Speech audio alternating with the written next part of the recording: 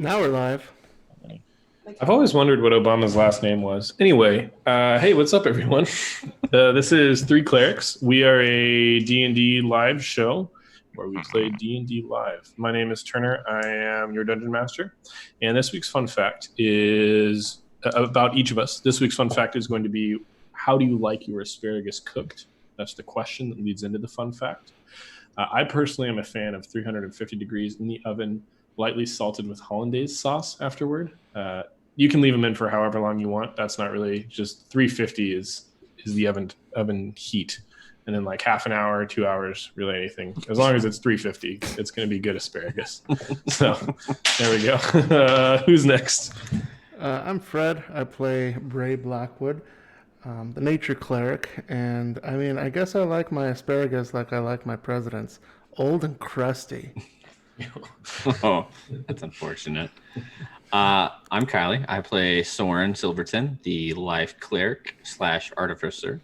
I'd say oven roasted with a little olive oil, a little pinch of salt. Goes a long way. Yeah, and I'm Jonathan. I play Oleander, the death cleric / rogue. I prefer not mushy asparagus, but I do like it a little pan crispy. Pan Like charred. most of our presidents. Yeah. Like the current president. Pan crispy. If there was two words I'd use to describe the current president, it'd be pan crispy. That's a hot take. Not a lot of people would want to hear that nowadays. If you put that on Twitter, your Twitter may get deleted. I'll just say that. Not Giving you the again. facts, okay? The hard facts that you may not want to hear but need to hear.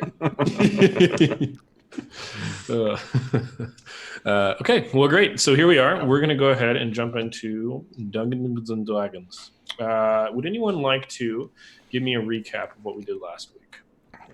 So we played Dungeons and Dragons.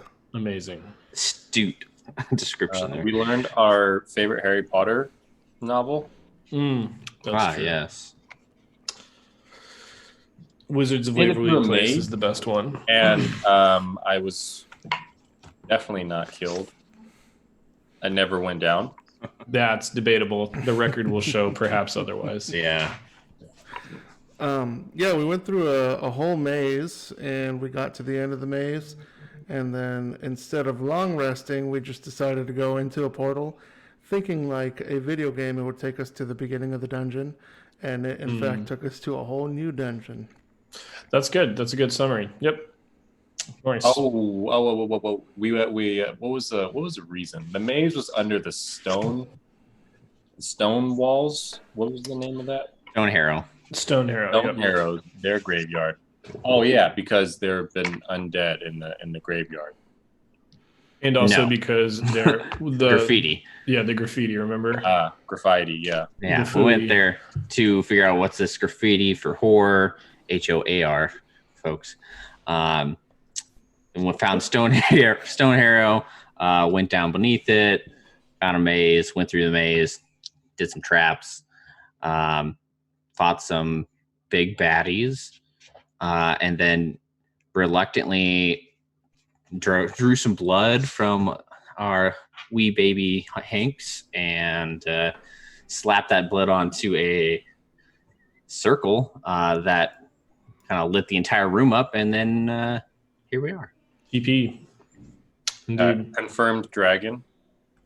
Confirmed dragon baby. Whoa, I don't know. Is it confirmed? It's got scales, but it looks like a baby. It could be a lizard for all we know. Yeah. Could be a dragon born, you know.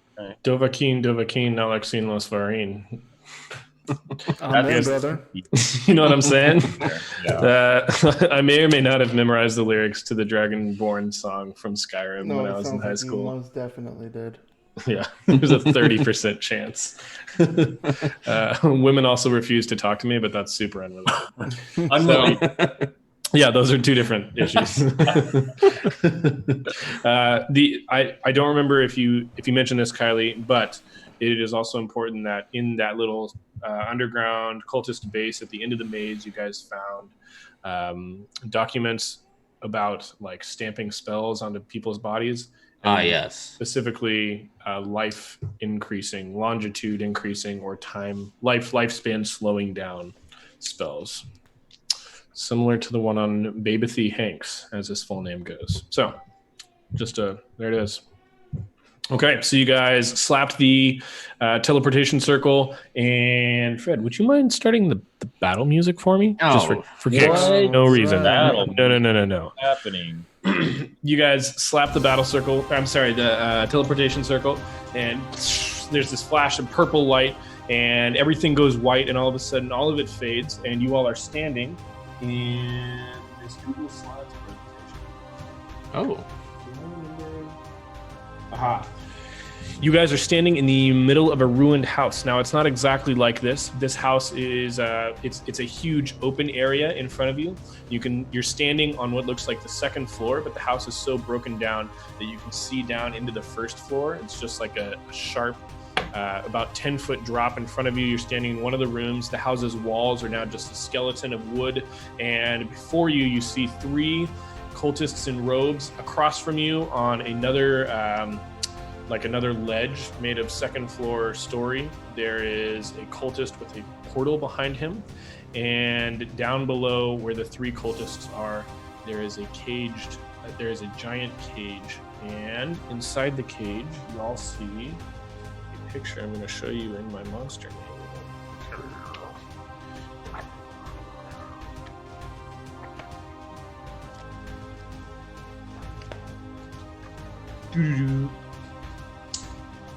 My good friend here. Can you guys see that? I can. Oh, yeah. Oh, which one? Lefty or right? Oh. That one. All right. Yes. Okay. So you guys see one of those, this giant spider-like creature standing on 2 legs. And this one has strange scarring on its body, and there's a blue glow in its eyes. And as the cultists look up and turn to you, and one of them says, "They're here, invaders!" And one of them rips open this cage door, and the creature comes stumbling out, and a burst of blue flame jets out of its mouth. The cultists turn to you. The creature stumbles forward and begins attacking one of them, and it's time to roll initiative. Oh, fantastic. Wait, so this thing is attacking the people? Yes. It's attacking the people. But they open the cage? They open the cage. Idiot. Good thing I only took 1 damage last session. I immediately regret this decision. I rolled a 10. Okay, great. A 16. All right. 10, 1, a 1? 21. Okay. Oh, I was like, what? I'd have to roll double nat ones for that. The man who will never go last. Man who would never go second or third or fourth. The man who will only go first. It's like the guy who's been playing Mario Kart for like 2 years, and then everyone else who shows up has only been playing since they came to the party. You know, like that's the game. I always finish first. In Mario Kart? Hey, I hate to do this, but I'll be right back. Okay, no problem. Shame. That gives me time to roll initiative for the boys.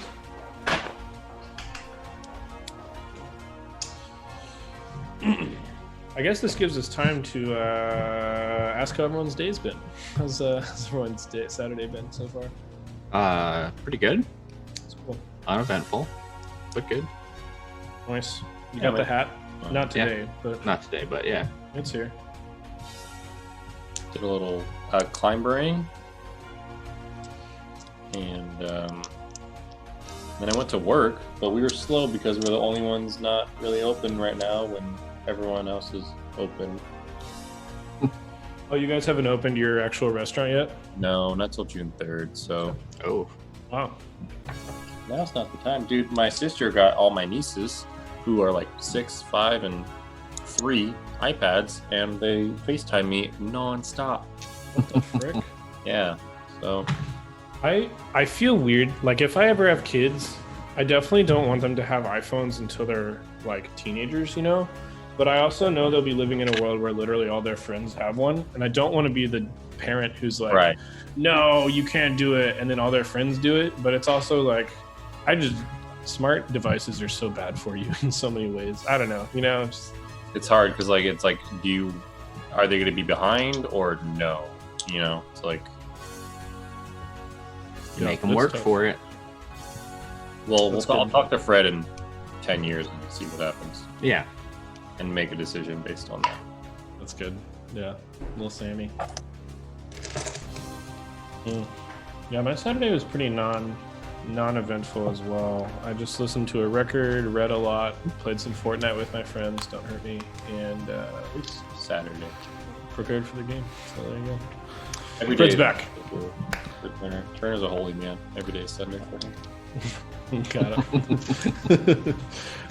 Okay, so let's see. Here we go. Are we ready to go, Fred? Yep, ready. Ready to party? All right, sweet. Okay, battle music is pumping. And just to recap the scene, you guys are standing on a second floor piece of area. Let's just say it's like 10 by 10. And then across from you, we'll say it's maybe like 50 feet of just the first floor below you, you see another section of elevated floor of second floor. There's this one guy standing up there. He looks like a cult leader with the portal behind him. And then down below you on that first floor, about 10 feet down, there is this just open area on the first floor, barely decorated at all. There's like a lampstand maybe, and you see down there a 3 cultists and this creature that has just burst out of its cage and is breathing blue fire. Okay, How close are these guys together? which guys? All the guys? The 3 cultists and the creature. Let's say they're all within like 15 feet of each other. At most. Fuck yeah. Okay. So Love that. I'm gonna tie together my last 3 blasting powder and Fantastic. throw it into his blue flame. Okay. So they all need to make a dex save.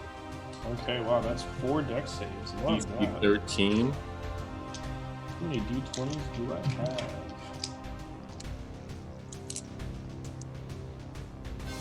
Okay, I forgot. Okay, so DC 14 you said? 13. 13. Okay, this guy, unless he has a disadvantage. He sure does not. Okay, so the the creature blowing fire onto someone makes it, and another cultist makes it, and 2 of them biff it good. Okay, so they're going to take 17 damage on fails and half as much on a save. Math. Okay, nice. So it looks like 2 of them. What did I say? Oh yes. Okay. So this guy has 1 health. Great. Oh, The other wait, 2. wait a hot second. Yeah. I need to roll 1 more d6. Oh. That's only 2 more. So No. Only 2 more damage. Yeah. Okay. So you see. or 1 undelivered past. No, that actually will do it to him. Okay. So you see all 3. Wait. So you've tossed these 3 bags of blasting powder, and how did you explode them? By the Blue fire. blue flame coming out of the. Oh, good. That's right. That makes a lot of sense. Okay, so he grabs this guy by the arms and he's breathing fire on him, and then goes, "Gah!" And just this like bola of blasting powder comes in and just right in the flame, and this explosion sends pieces of iron bars from the cage flying everywhere out to the side of the house. And now you see the 3 cultists fall into the floor, and this creature with a scarred and burnt face turns up its eyes to you and goes, "Rah!" You see this like as it spits like webs fall out of its mouth, and then a burst of fire just consumes them and they disappear in smoke. And that brings us to Soren. What the fuck? Right? I'm gonna take out my Pearl of Power, speak the command word, and get back 1 spell slot. Nice. What's your command word? What's your safe word? Banana hammock. Exactly, yeah. Banana hammock. How did you know? Banana Bama. And then I'm gonna, I guess, my movement towards this creature with shield in hand. Okay, so you'd have to drop 10 feet unless you wanted to do something otherwise, because you're up on the second floor. You could spend your move to climb carefully down if you wanted. I will do that. Okay, so you're standing with shield out just right at the bottom, Yep. and he is now about 25 feet from you. Okay. Alrighty, then the bad boys. Okay, so from across the way, this cultist sees that you've climbed down, and you see him muttering a few words, and he shoots at his hand, and you feel like this weight strike your chest. Also the Shield Guardian has to go. So does the baby. Oh yeah, you're right. Okay, Shield the Guardian, real quick. Yep, I forgot all about that. He'll do the same, climb Okay. down, and then so the baby needs to go as well. All right. Do-do-do-do-do-do-do-do. Since Baby Hanks has grown, its percentage die has gone up. Its chances of fire breathing have gone up. So Hell yeah. The Shield Guardian's climbing down, and it turns, and then the baby sneezes, and this burst of orange flame shoots out, and it doesn't reach the creature across from it, but the creature across from it knows that the baby means business, which is ironically our new tagline. Baby means business. Baby means business. Show is sponsored by Boss Baby 2, featuring Steve Carell as Boss Baby's suit. All right. Okay, so you feel this force hit your chest, and I would love it if you made a wisdom saving throw for me. Boy. Soren? Yes, Soren. All right. A wisdom saving throw would put me at a 23. Okay. So you, let's see. Yes, you feel this weight spread from your chest, like sink into your bones and then go out to your fingertips, and they start to tingle a little bit, but you just shake it off, and the spell's effects are null. At the same time, this creature lumbers forward towards you, and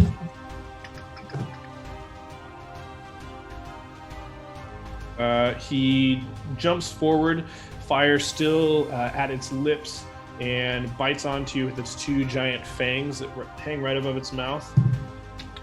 Ooh, okay, 18 to hit. That does hit, but I'm going to use my reaction from the Shield Guardian to boost my AC by 2. Okay, So that would be at 20. does not hit. And is it boosted for the rest of the turn? Nope, just that That one? attack. Yeah. Okay, cool. And then it makes one more attack with its claws. So it brings both of its claws down onto your shoulders to try and sink them in. Ah! And that is definitely a miss, a 9. Okay. Yeah. All right, and then that brings us to Gray. So, the guy he's in front of Soren, right? Yes, right in front of Soren, right below you guys. You guys are looking down right onto the fray here. Okay, I'm going to cast Spiritual Weapon Okay. behind him, and Nice. it's going to take the form of a folding chair. Can you smell what Beret is cooking? And I'm going to run right up to it and give it an old whack with the old Warhammer. All right. Wait, are you jumping off the platform onto Yeah, him? you have to run down. Yeah. Okay. Can I do like a diving? Yeah, absolutely. All right, let's do that. Go for it. Okay, so you're gonna take make an acrobatics or athletics check. If make one of those for me. Okay. 9. Okay, so you will take 1d6 falling damage, Okay. which will take the form of 1 damage. So congratulations. Ouch. And I'm down. You're down. I only have 1 hit point. No, I'm just kidding. Okay. Okay, so make your attack roll. 11 And- plus 6, 17. 17 does hit. Okay, and now your damage. You That can is- have advantage because the folding chair is behind him. Oh, that's right. I get flanking, right? Yeah. No, but only. Okay, so let me see if I get a hit crit. Nope. No crit. Okay, So 9 damage. 9 damage. Nice. Okay, let's see. No Bludgeoning. immunities. What's that? Bludgeoning. Alrighty. So you.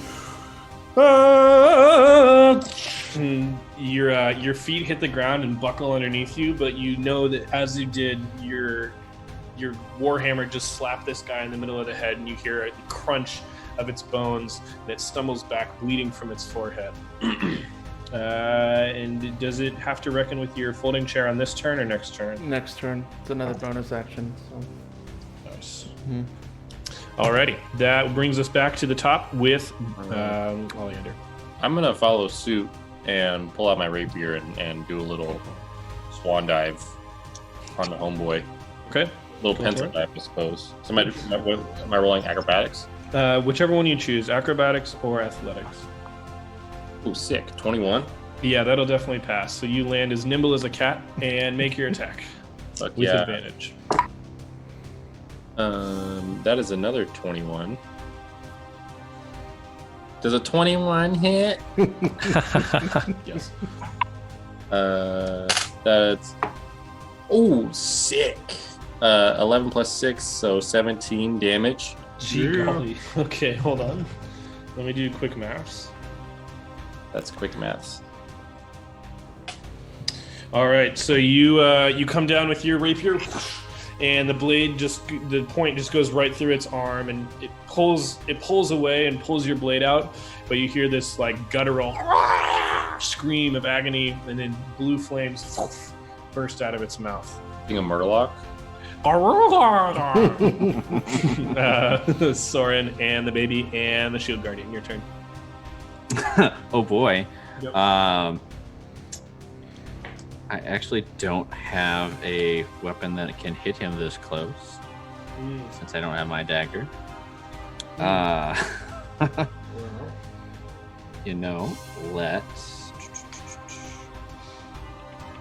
No, I guess I can do Toll the Dead. Yeah, we're going to do Toll the Dead. Okay. So I need that sweet wisdom saving throw. We stand. Ooh, that's a 7 hit. Yeah, it's not gonna hit. Okay. So he's gonna take 8 points of necrotic damage. Did you make sure to use the Oh. D12 on that one? I did indeed. Okay. Okay. Yeah. I thought you meant like a D8 of necrotic damage. You said 8 necrotic damage? Yeah.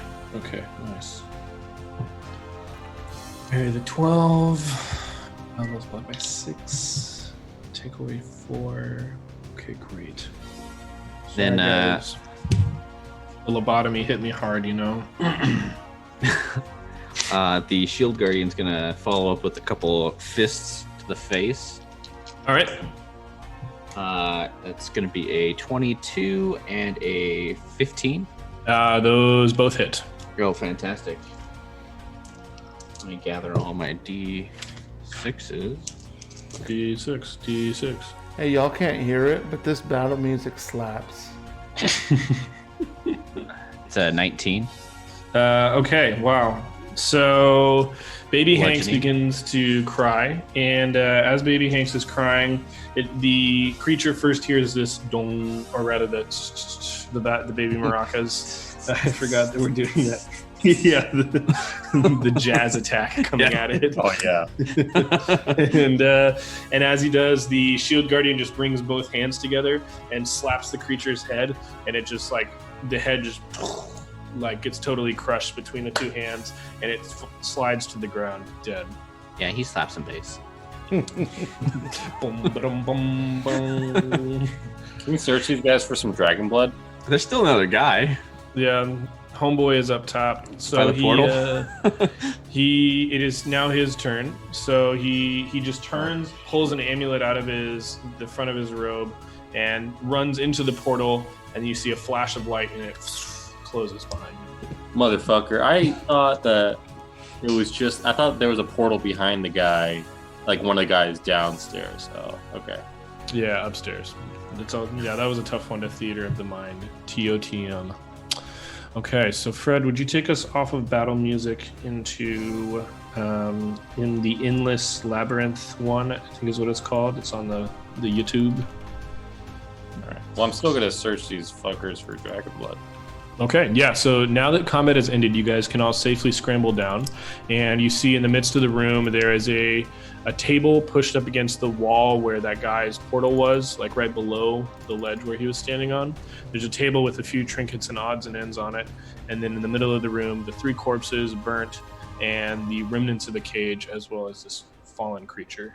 Would someone please make for me a nature check? Oh, my specialty. Well, obviously our nature cleric shouldn't because he rolls poorly. 13. Okay. Gosh, this thing's poop must be terrible tasting. You remember that this is what is called an ettercap. So like humanoid spider creatures, weird monstrosities. Yeah, and you're not exactly sure why it's in Neverwinter. However, could I have one person Sounds like I'm the only human. one mortal do a history check for me? Oh god. Actually, Soren, you can do it with advantage because it's about Neverwinter's history. Bitchin'. History check. That's going to be a 22. I got a 20. Nice. Hey, Turner, real quick. Yeah. What was the name of the song that you wanted me to put on? Oh, is it called Endless Labyrinth? No. Oh, great. Is it called Somebody Once Told Me the World Was Macaroni? Let's see. Maybe it's D&D Ambience Endless Labyrinth. You don't have that one? Oh, no, I don't. Okay, great. You can just play. Whoops. You can play Evening Town. I have Dusty Dungeon. Actually, give me Dusty Dungeon. What's this hipster D&D music you have going on? Yeah, I actually was a fan of Dusty Dungeon before they got big. I have their vinyls, actually, if you guys are interested. You can come over to my house. I'll tell you about it. I'll make you some Chemex coffee. It'll be really cool. But I don't want to listen to the hits. I only want to listen to the B-sides. Right. Well, of course. Come on. Nothing, no single, like they don't even have a Spotify. None of the singles they published on Bandcamp, though, just their LP. Okay? That's how it's going to be. Yeah. Does it have a less than 100 buys so far? Because if it doesn't, I don't want it. Yeah, no, Dusty Dungeon is really down there in the buys, for sure. Yeah, they're really struggling to feed themselves right now. That's what I like. That's what I like. Sounds like poverty. Yeah. It's poverty rap. My favorite. What did you say? Poverty rap. Oh, yeah, that's good. 3PAC, is he riding that train? Oh, yeah. Dude, absolutely. Okay, so, oh, yes, all right, great. These history checks, that's right. So you guys know that a long time ago, something called the Spell Plague happened. The Spell Plague not just affected, like, the Sword Coast, but all of Faerun and, like, the whole planet and Loki, the universe, and also a bunch of other planes. And so this Spell Plague was this thing that came in and, like, it moved some pieces of geography around. It, like, switched one part of Faerun with something from another plane. And this was, like, a long time ago in the history of the world. But one thing that the Spell Plague also did is it ravaged the Underdark underneath Neverwinter, and actually the eruption of Mount Hotanal, which opened up the chasm in the southeastern portion of the city, if you guys remember that, led down to the Underdark. And under there, like all of these terrible things from the Spell Plague, like giant magical storms, tons of creatures from the Underdark that are called plague changed, which is like they get physical changes to their bodies and they inherit some kind of magical fire ability from it. So basically like this giant magic bio weapon that came out of nowhere, not even really a weapon, just like happened naturally and changed things with magic randomly throughout the world. So you guys know about that, and here you see a creature that is plague changed, and you're not exactly sure why or where that came from or what's going on. So cheers. You can search the bodies if you want. Go ahead and make me an investigation check. You guys are looking for dragon blood.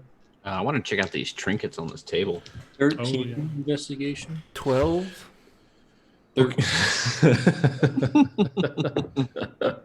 Fred, please don't look at me like that. I'm scared. Fred, no, don't look in the camera. Fred, you guys are able to find 12 silver pieces on each body, but there aren't any other important items in there. How'd these guys get here without dragon blood? I don't know. How do we get anywhere without dragon blood? Maybe they used it up. Think about it. Unlikely. And then on the table, however, you do find like a tiny little vial, the bottom of which is just like stained with a little bit of blood. And you find as well let's see, what is it? Yes, a folded, ragged piece of paper. You unfold this piece of paper, and it has on it just a like square picture of the southeastern quarter of Neverwinter as it stands today, the chasm, and it has 3 X's among this rudimentary sketch of the city section.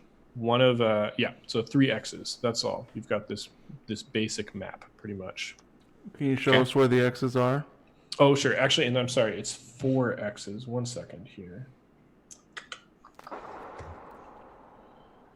Let me get my annotate button. Guys, after this last fight, I feel so much stronger. Did we level up? You'll level up after Betty by tonight, which will happen very soon. Okay. Just get a quick 8-hour trance in. I feel more roguish. Okay, you guys see those 3 X's on the map? Yeah. Or 4, that 4. is to say. Okay, good. So you got those 4 X's on the map. And let's see. That is all that is on the table. Okay. Can we tell what kind of blood it is? Yeah. Give me some of those hot nature checks. My specialty. 15. Nat 20. Oh, wow. Oh. Okay, so... Look at you go. Braid takes the vial, pops the cork off. Step aside, gents. Or no, sorry, that's dangerous. He wafts the blood air towards him and just immediately, dragon blood. Absolutely dragon blood. Yep. Rule 6, we got to find their fucking supplier. The stash. Okay, good. So that is all there is to find in this abandoned building. I'm taking that empty bottle with me so I can crush it up and snort it later. Perfect. You'll get the whole bottle. A wicked the entire high. Bottle. Glass it all. And the cork. I've never snorted cork before. Definitely Smarties in middle school. Like, you guys know the game, but never cork. Oof. Yeah, later missing out. Snort some cork. Some cork? You said cork? Yeah. Yeah, cocaine. Cocaine. Dudes who sell cork on the streets are super weird. They always want you to like hang out with them and share your cork. Yeah, and you can't say no because cork's not legal, you know? So, like, you got to get your cork from somewhere. You're not going to offend him. Like, where else are you going to find a cork dealer in this city? He has good cork. What are you going to do? His cork is great, yeah. Like, he's popping it off the nicest wine bottles you can buy from Safeway.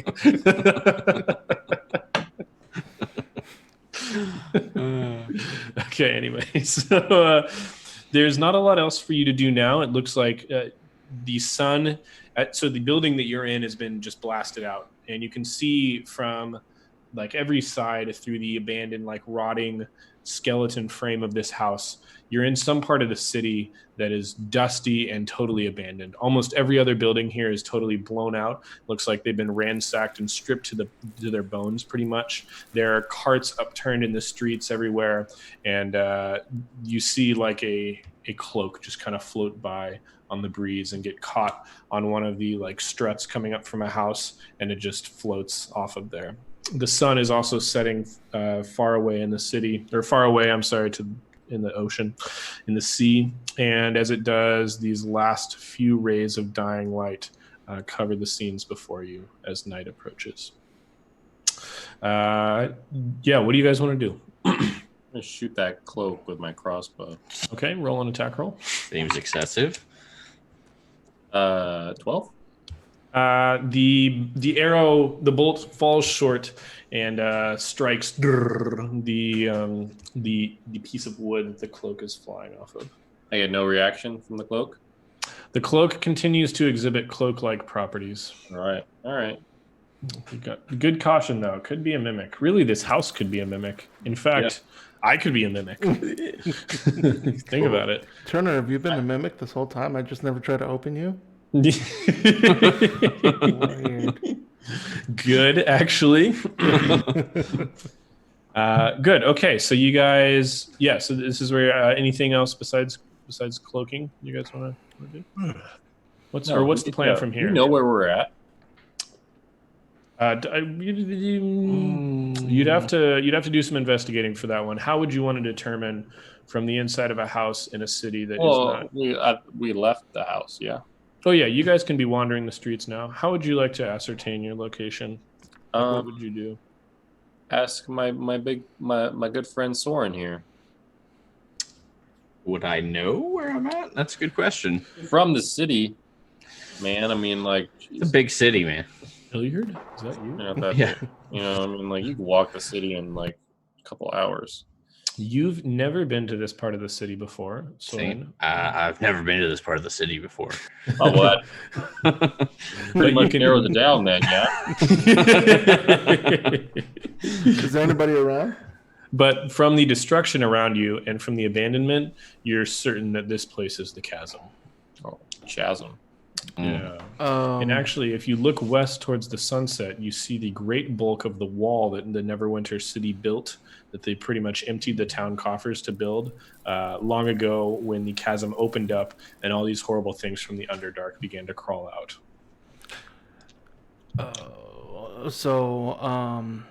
This is the chasm, yeah. Maybe we should try to go to one of those spots on the map really quick on our way back to Yeah, so I guess we don't know where we're at. I mean, I don't know about you, but I've got no spells, and I got one. Was beat yesterday, so I could use. He technically died. Yeah, I technically died. All right, well let's Again. go back. Let's go back and get some rest, and we'll hit it in the morning. How's Baby Sounds Hanks good. doing? Big Hanks is just doing its last little bits of dry cry as you guys have been walking around the city from the panic. But I'm sure if one of you comforted him, I almost said it. If one of you comforted him, he would calm down more I quickly. don't know what it is, so I think that's an appropriate response. Let's see. I'll try to give him some maple syrup crackers. Okay, you give him a maple syrup cracker, and you're holding him in your arm, or you touch his shoulder on the way up to the giving of the maple syrup crackers, and you feel his skin is now more scaly than it's really ever felt before. In fact, there's a little less human skin there, and pretty much all dragon scale at this point. How do his eyes look? Oh shoot! Hold on. Also, his face has started to lengthen like this in this direction. Oh, Which is a weird thing to see on a baby, but yeah, he's like you can imagine someone halfway between dragon and person. Yeah, it's not weird facial to structure. think about a dragon looking like that, not a human baby. Like on those Animorphs books when they're like halfway transformed? Exactly. Yep. That's brilliant. It's gonna be stuff like that forever if he. oh, No, I hope not. You gotta have a good face to get along in this world. You can't have a bad face. If you have a bad face, you might as well just fucking go out in the woods. That's why I have this long beard. I got a bad face. And actually, why you are a nature cleric as well, because you were out in the woods before you got the beard. all Its coming eyes are beginning to take on like a red glow, but it's still Baby Hanks, still like coos and happily laughs and giggles as you give him his crackers. I'm and gonna smiles look at at the at Hanks, and I'm gonna look into his eyes and see if he can understand what I'm saying. Okay. When I say, "Can you understand what I'm saying?" Baby Hanks, cool, and he keeps eating his cracker. All right, we'll talk about it later. I'm gonna hand him a dragon, like a gold piece there. Okay. See how he reacts. He takes it in his hand and he like tries to eat it, and then he like just kind of shakes it and throws it to the ground, and you hear it cling on the cobblestones beneath you. And I pick it up. Roll for initiative. Finders keepers. So he's not. Yeah, that's a good one because that would mean that he's not fully a dragon yet. If he's not like attracted to, he doesn't have that gold fetish. Right. Yeah. And then you lift him up, and underneath he's been sitting on Oh, gold this dumb. whole time.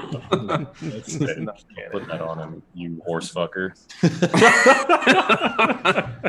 So I'm gonna wrap him up a little tighter, and I'm gonna put him on my shoulder and try to pat him to sleep as we walk. Okay, sounds good. So Baby Hanks finally falls asleep. You feel his weight on your shoulder go still, and you hear this light snoring as you guys reach the giant wall that divides the rest of Neverwinter from the chasm. There's this. That let me in gif. Let me in! Let me in! There is a small door set in the wall. You have to go north and south along it before you see it, and you're barely able to pick it out in the dying light of dusk. However, after knocking for a few minutes, you hear a couple locks unlock, and And then I thaumaturgy the door open. The door swings open. You see a tall, muscular, and fully armored human on the other side. What in the world are you all doing out here? And how? Official watch business. It's on a need-to-know basis. Need to know. And I'm going to casually name drop Mural's name.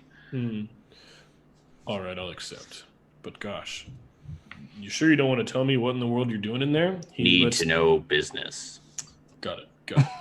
He leaves the door open for you as you walk in, and you see now that you're standing under the wall in this very tight, small little stone corridor, and it goes forward about 50 feet, which is like the thickness of the wall, and you come out to an identical door, which leads you out to the rest of the city. He locks a few locks on each door as you go back out.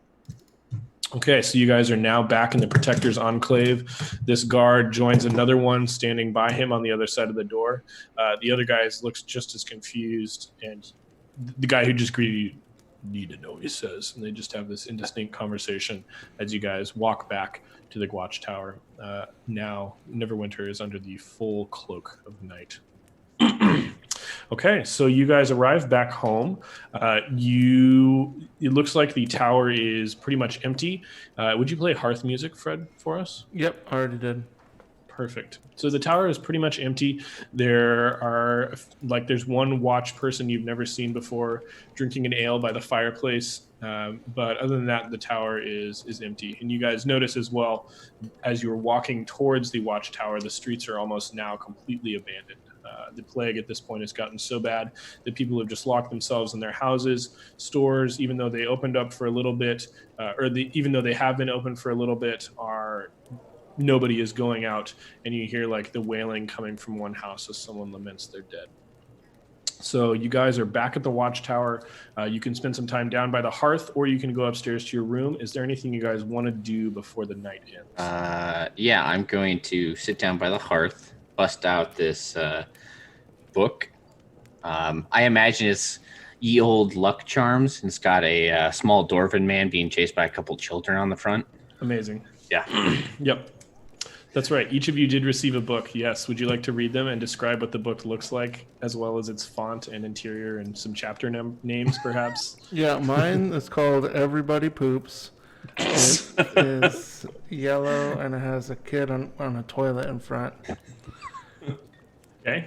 And what skill is this bestowing upon you again? It's, strangely enough, tavern brawling. Okay, great. Okay, so we've got Lucky Dwarves. We've got Everybody Poops, i.e. a quick guide to tavern brawling. And Jonathan, what book did you have? It was Crossbow Expert, but I was going to see if I could talk to Muriel about maybe bestowing a little elven accuracy wisdom in exchange. That's right. So you hear the creak as light feet come down the spiral staircase that leads up to the rooms of the watchtower. You see standing before you is Muriel now, his chainmail set aside, and now just clothed in commoner's clothes and his silvery green robe wrapped around him. He eyes the book in your hand, Oleander, and says, what is it there that you're reading, Elf? Just this silly, well, not silly. It's like a textbook, I guess. I'm sure some of your guys could use it. not a really too keen on the crossbow marksmanship here. His eyes light up. Crossbow marksmanship, you said? Yeah, just there's diagrams here, like dudes with apples on their heads and like how to load your crossbow, real like crossbow 101 type stuff. I must admit something, he says, and he lowers his voice as he draws near to you by the fireplace. I've never been too good with crossbows. Bows, certainly, and all kinds of swords and martial weapons, absolutely, but crossbows, never. Listen, would you trade that book for something else, perhaps, that I could offer you? What would be valuable to you? I have this special little rapier, and I show him my my magic rapier, and I would love a little more training with this, and you could pass along some little elvish wisdom. Indeed, actually, I would be very interested. May I see your blade? He says, and reaches out his hands. I mean, you see with your eyes. But I hand it to him. I do see with my eyes, my elf eyes. He holds it out. Your elf eyes see? A rapier. A shaft of moonlight comes through one of the upper towers in the watchtower, and it falls on the blade, and it glitters in the moonlight. He holds it and like holds it on two of his fingers to test its delicate balance. It like supplely in his hand. He hands it back to you. A fine blade. Yes, of course. I would love to test this blade against some of mine. And in exchange for this book of yours, I will teach you all you need to know about such skill. Sick. And I daps him up. Cool. So you guys go to a small training room with some dummies, and you guys spar for a couple hours as he teaches you some new techniques. Meanwhile, Bray and Soren, you guys are reading and adding these skills, or the feats rather, to your characters. Cool. Okay. So what am I doing? Am I just like getting drunk and hitting these dudes with like tables and bottles and stuff? So the guy, the watchman who is sitting by himself drinking ale, sort of slides his chair up next to you and, sure, everybody poops? Is that everybody poops the book? You know it. I've actually read that one. I can tell you, I've learned a couple of things back before they closed the tavern. You could just go in there and, just give someone the old Hawaiian punch, if you will. I don't know. Roll for initiative, bud. We're doing this. All right, so you guys just kind of black each other's eyes a little bit for like half an hour in practice of this book. Soren, you flip a coin 100 times and it comes up heads every time. So cheers. Yeah. I would like to say, Turner, I have a 24 passive perception now. Gee golly. Okay, fantastic. So you can see the pores on people's skin at this point, pretty much. Your boy can walk on snow now. That's really cool. Wow. Okay. You guys are all feeted out. Extra feets. Or foots, I suppose. Yeah, that's the plural. Good. Anything else you guys want to do before bed? Now, tomorrow, Muriel said he's going to take you to have an audience with Lord Neverember. So you guys are preparing for that. Oh, sick. I need some nice clothes. I'm gonna bother Whitmore. Okay. You go up to Whitmore's quarters and you give a soft knock, or maybe not soft, or you thaumaturgy. You see Whitmore sitting, polishing the pauldrons of his armor. He turns quickly to you. It's just you. Okay. I thought there may have been some kind of intruder. Oleander, how can I help you? Yeah, but we're meeting with the king tomorrow, and I was wondering if you had any, like a tux or something that I could maybe borrow for a bit. I'm trying to make a good impression. Oh yeah, tux. No tux, but there are some royal robes that we've got stashed away. They're a bit dusty, but if you knock the dust out of them, there may be enough for you for sure. Maybe even for the whole party. I'm not sure. I don't know what my compatriots, what they're up to, but I'll grab mine for sure. He rises and he sticks his head out the doorway and points down a hallway and gives you instructions. Over that way, you'll find a closet with a lot of our extra armor in it, and in one little side door off that closet, there you'll see hanging up a couple of robes that signify respect when before a lord of Neverwinter. You got anything in black, or like a dark gray? Yeah, well, of course, the traditional robes, of course, are blue and gold, but we may have some that are black but lined with gold. See if you can find any.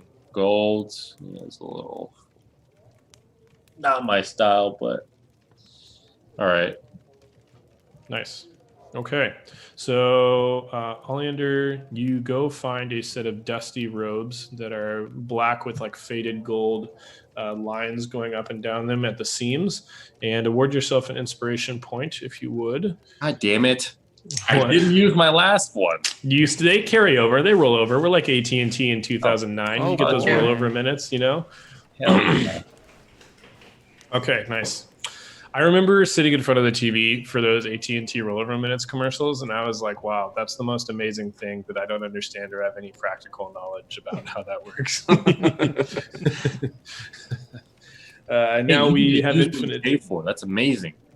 Yeah, isn't that great where the company doesn't just cut you off? They don't just give you the kibosh on what you spend money on. So cool. Good. Okay, so anything else the three of y'all want to do? Yeah, I'm going to... Strangely enough, is there like a small stove somewhere? Yeah, there's a stove in the kitchen. Okay, in the kitchen, I'm gonna dismantle it. Okay. And take it up to my room. What the fuck? Okay, amazing. You do that, and It all makes sense, guys. He's just gonna smoke out the room. Don't trust him. Okay, yeah, I'll say you're able to do that, no problem. The only person who would be witness to this is now unconscious drunk guy who Fred knocked out 20 minutes ago and is now sleeping off his drunk on the table in the hall. Perfect. He deserved it. Okay, and everyone also goes up to level 4 at this point. Technically, that'll probably happen when you wake up in the morning, but feel free to pump all those stats up now. Done. All right. Okay, if there's nothing else besides what Soren wants to do with the stove in the room, let's jump to that. Hey man, what the fuck are you doing with that stove? I'm trying to sleep. I'm trying to trance. So, obviously, you guys can't. Well, here's the Discord chat. Oh, what the fuck is that? Oh, I know that Pokemon. Oh wow, that's so cool. Okay, here's what he's showing us, team. I love that. Yep. For all the viewers and viewettes out there. This is a stovepipe hero. Amazing. Does he have an accompanying song by any chance, Kylie? He does, actually. Does he Very have interesting. Is that his name, Stovepipe Hero? Yes, it is. Oh, cool. Is it cool if Bray calls him Potbelly Pete?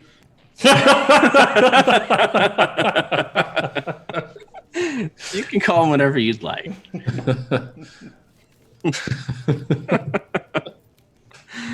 Oh, that's good. Okay, so Stovepipe Hero, aka the Stovepipe Hero, the artist formerly known as Potbelly Pete, is now part of the party. Yep.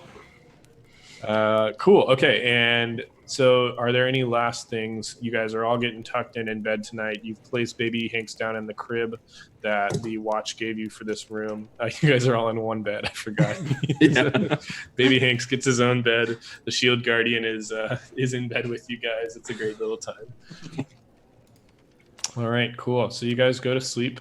This is one of the earliest nights you've been in since your stay in Neverwinter, and you hear the sound of the world coming alive outside as soon as you're quiet enough to hear it. So there's the sound of the river as it rushes by outside the tower, and the cicadas as they They haunt the nearly summer air with their song.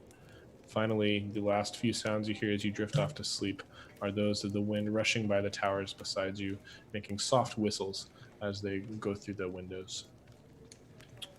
Okay, so you guys wake up the next morning. It is dawn. We'll say it's about 7 a.m. You guys are all rested up. Get all your spell slots and health back. You guys are a level 4 party now, and you're a party of 1, 2, 3, 6 5 now. 6, yeah, with the baby. Yeah, so good times. Cool. Okay, so you guys are going to be summoned for Lord Never Ember momentarily. You want to talk among yourselves about how that's going to go? So Lord Never Ember knows on the one hand that you have his baby, and perhaps that you've talked to the lady who he had the baby with. He knows that you guys know that he was a frequenter to this brothel and he got this lady pregnant, and he also knows that the cure to the Black Lake rot is supposedly to be made out of dragon blood. Okay. I'll just put this out there: if the baby's not going to be harmed, regardless of what he says in there. Dude, your definition of harm pretty loose here. Not Look at intentional harm. Like, I'm not going to purposely attack the baby. Oh no shit. But I gave the baby a suit of armor, essentially. So draw a little fucking blood from the baby. Like, that's how we got here in the first place, right? Soren is what we would call an anti-vaxxer.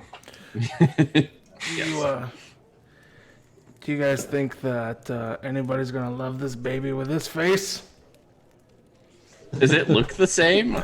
No, it's growing dragon-like facial proportions. Okay. And you see there's just the little nub of its tail under its diaper is now growing so that there's this constant protrusion that's just sticking the diaper out in the back.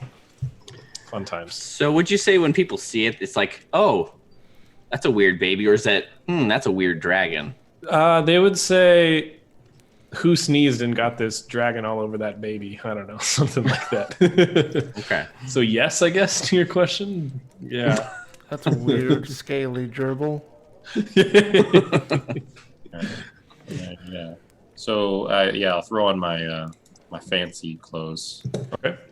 I'm gonna brush my beard as well as I can, get some of the bird's nests out of it and such. Real bird nest does fall out of Is that your what beard. you're wearing? Um, I mean, it's fine. It's fine. do you think I should wear maybe a little more cash? You do you, boo boo. Okay. Cargo shorts. Maybe I'm gonna You might wrap. respect the practicality of that. I'm gonna wrap the bed sheet around me like a fancy robe. Just the Okay, toga. perfect. This is the bed sheet for a bed that fits 3 adult males. Cargo pants with holding, please. The longer the robe, the more fancy it is. That's what I always say. Yeah, cargo pants of holding are my favorite. Every dad has cargo Yeah, pants take of the holding. full action to find anything in them. Though. Search every pocket. You're like, damn, is that fishing lure? Just pulling stuff out. Half-eaten gummy bears. Get that out of here. Okay, good. So you guys hear a rap on the door, and this time it is not Whitmore who greets you, but Miro. He's dressed in his chainmail, but he has around him, instead of his elven robe, a robe of royal blue with a gold stripe down the middle. Hey, can I borrow that? I see you all already. No, I have to wear this one. But he looks at you and says, interesting choice of robe. I have yet to understand dwarven traditions. We can trade if you want. No, Don't mind I'll the be okay. baby food stain. The burn marks, etc. Burn marks is this is considered like the creme de la creme of dwarven royalty wear. Interesting. Well, hopefully Lord Never Ember will be honored to have such nobility in his court. As he should. Speaking of which, Lord Never Ember is about ready. Checks his sundial. It's time for us to make our way to his royal hall. I assume you're ready to proceed? Euphemism? No, it's not a euphemism.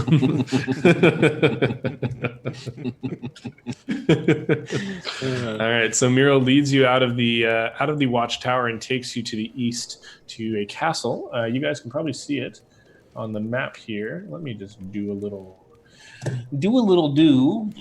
As we're going, I'm going to ask him if there are any tips on do's and don'ts with Lord Neverember. So you guys are walking in the street from the watchtower to the king's castle. Well, says Miro, speak humbly in the presence of the king. Don't assume too much, and know that even though you can disagree with him, his word is still law here. All right, So I'd say it's less about manners, maybe, and more about the attitude that you have before him. Sick. I love 3 Pac as well, man.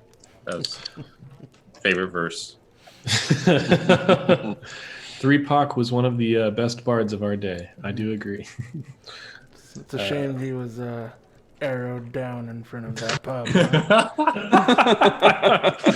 Huh? That's right. They drove up on that wagon. A couple of them popped out with crossbows. Man, city wasn't the same since. Did him real dirty. Yeah, bard rivalries are really some of the worst stuff we have around these parts. Yeah, you get those chasm bards. Oh gosh. I heard that they're gonna do a concert with him, but they're gonna use like a spectral form. Yeah. Unseen servant 3 Pac. I heard about that too. I really hope the wizards who are casting the illusion spell know how to really capture the essence of one of his live shows. Can you but anyway, actually capture? You know what? Let's go. Well, we've arrived, see, and he has brought you now to the foot of the castle. So he leads you inside past a number of guards, and finally you make your way in. Hello?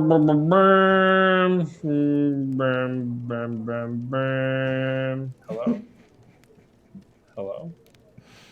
Hello? Oh. Hello.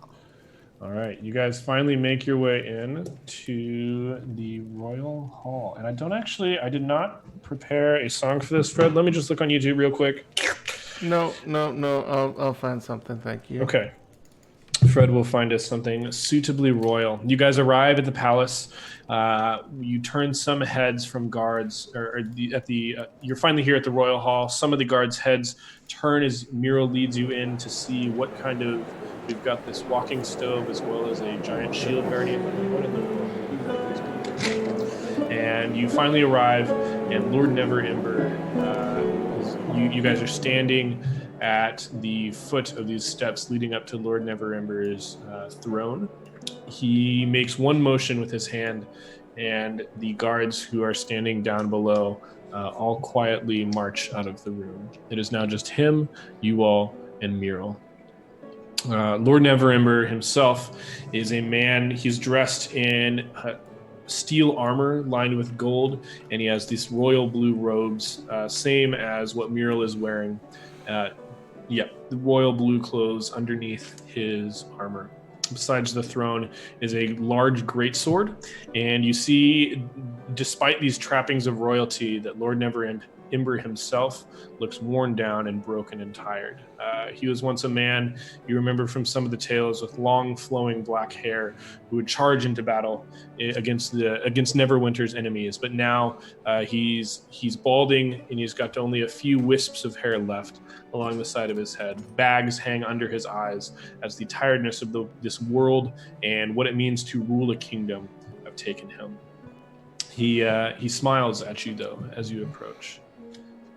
I'm going to, when I approach, I'm going to do the dwarven bow, which is... and I'm going to say, Your Majesty. It has been long since I've had a dwarf grace my courts, he said. Grace Welcome. is a strong word. As I bow. Yeah. You all are a varied crew, I see. But I've heard many things of the deeds you've done for my kingdom, for my city, Neverwinter. And I have to say, first, before anything else, that I am thankful. He nods to you. And may I say, potent seed.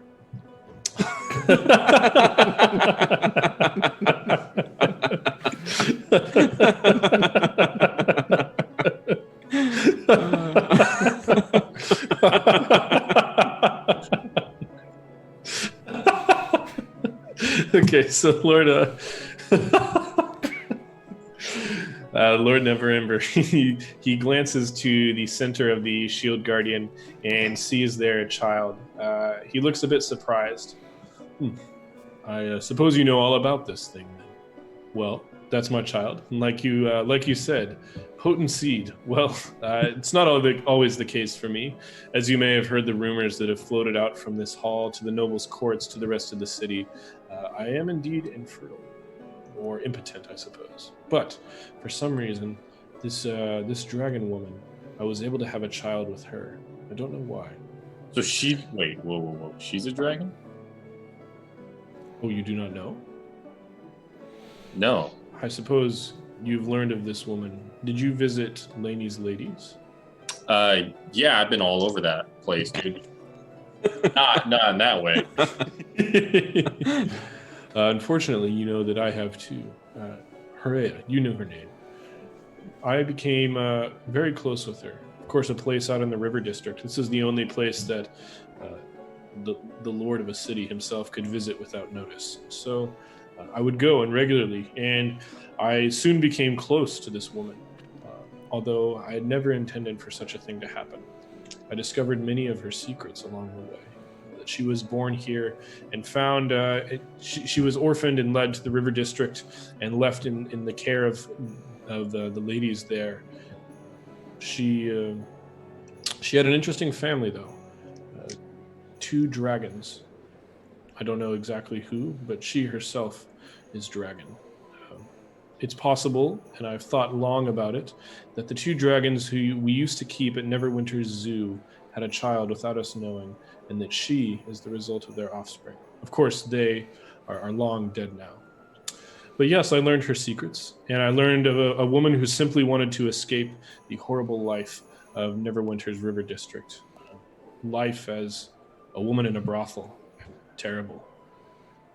Well, I wanted to help her out, but when I discovered she was pregnant, he shakes his head. I couldn't stand the shame of it. I, Lord Neverember, ruler of the city, to be discovered out sleeping with women in the tower in the River District. And what would become of me? What would become of the city's view of me? You know, he motions out of the castle. You know of what they think of me up north, the Nashers. They would see me torn down and destroyed, and something like this could devastate me. And so I cut off all ties when I discovered she was pregnant. And, well, I suppose, I don't know what's happened since then, but here is the child.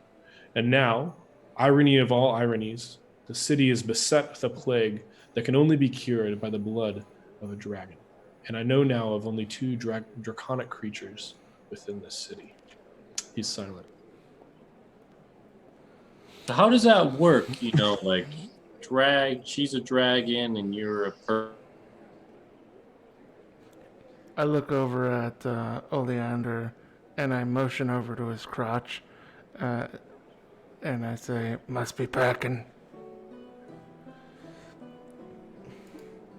Hold on, I lost your Shift. Oh, there it is. Oh. I lost What did your you say, Fred? I lost your audio for a second, but it just came back. Okay, cool. Well, you know dragons, able to shapeshift and take on form. In our conversations, she told me the only reason she'd never flown out of the city is because she didn't have anything else. No hoard of treasure to go to, no family, no draconic friends. If she were to leave, she would be truly lost in the world. And so she wanted to make her way up from the bottom, make a life first as a person, and then with something beneath her, she could live the life of a dragon. Of course, I'm a stranger to such things. The ways of another creature, foreign. She's a mortal, totally unlike me. But you know that a dragon able to shapeshift, when it has offspring with another creature, the creature becomes half dragon, half like that creature. And I, being a human, I suppose now my only child, and he points again towards baby Hanks, is a half dragon, something stuck between its two parents. So this baby's the rightful heir to the throne? Lord Neverember laughs. I suppose I've never thought of that. Indeed, this baby here is my rightful heir. So, with all due respect, Your Majesty, why didn't you just set her up with some kind of place and, life and something that she wouldn't have to work and can raise her child here in the city under your watch or anything like that? He sighed. Indeed, such is the wisdom of a council, and no counsel could I ask without being exposed. And such is the wisdom of hindsight, but hindsight I did not have. All I had was shame and fear that I would be exposed.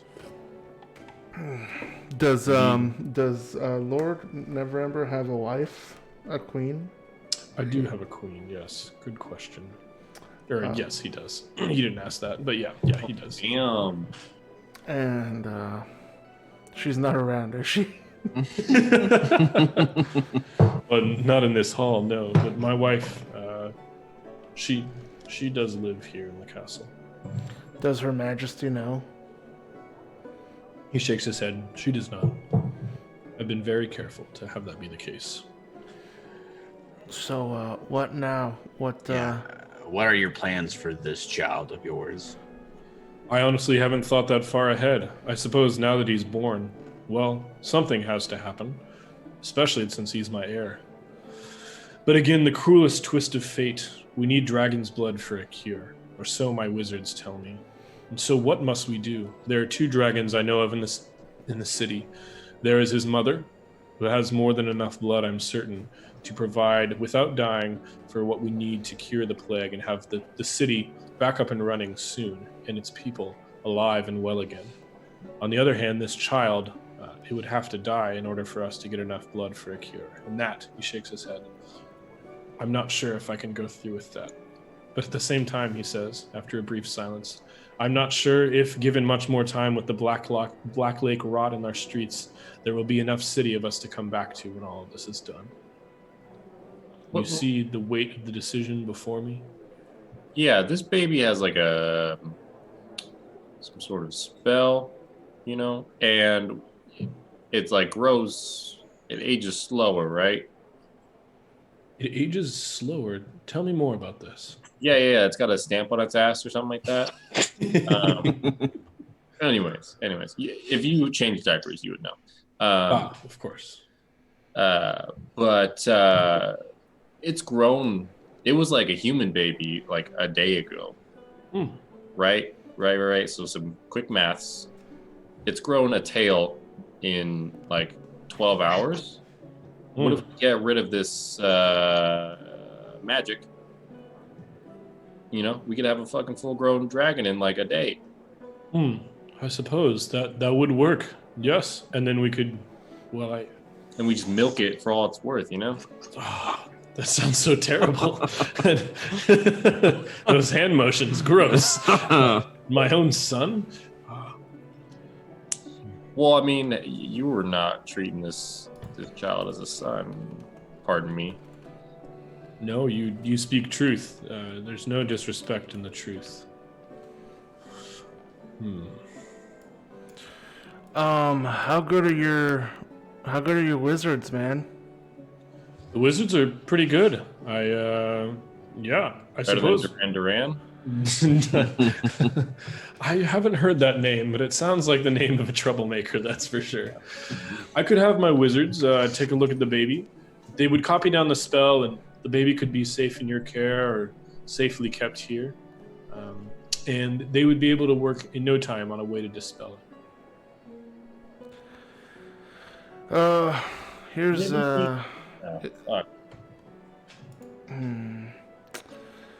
So, couple things here. So, I have a bit of a problem with just milking babies.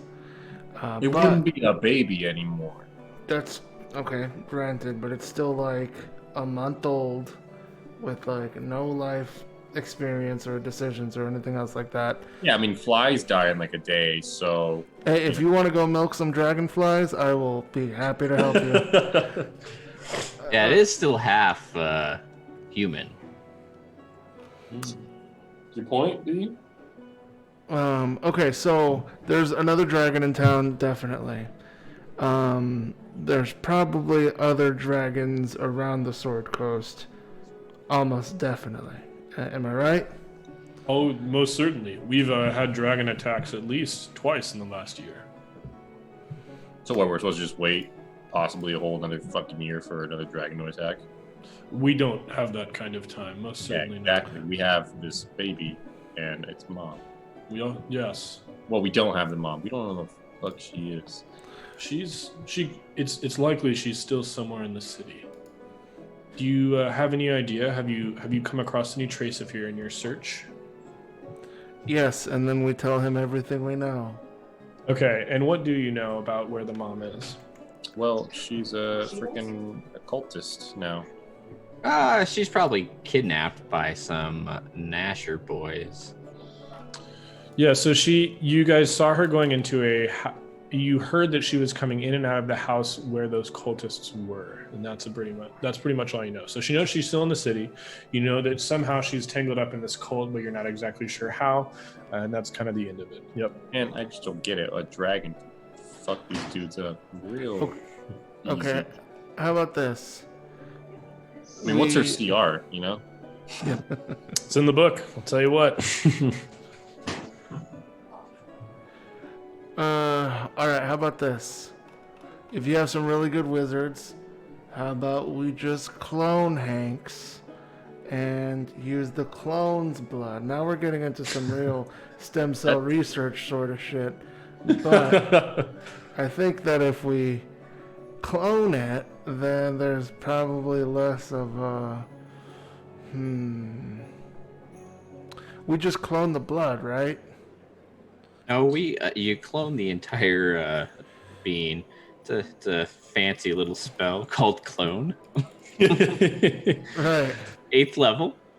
Yes, I have wizards that powerful, most certainly. Yeah.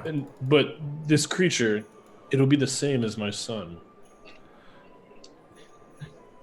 Will it still not be able to feel pain? To experience anguish? Yeah, how is this any better than my plan? It's more complicated also. I'm just saying, it's like, you don't hurt the original, you just hurt the clone of the original. It just kind of sits in a vessel.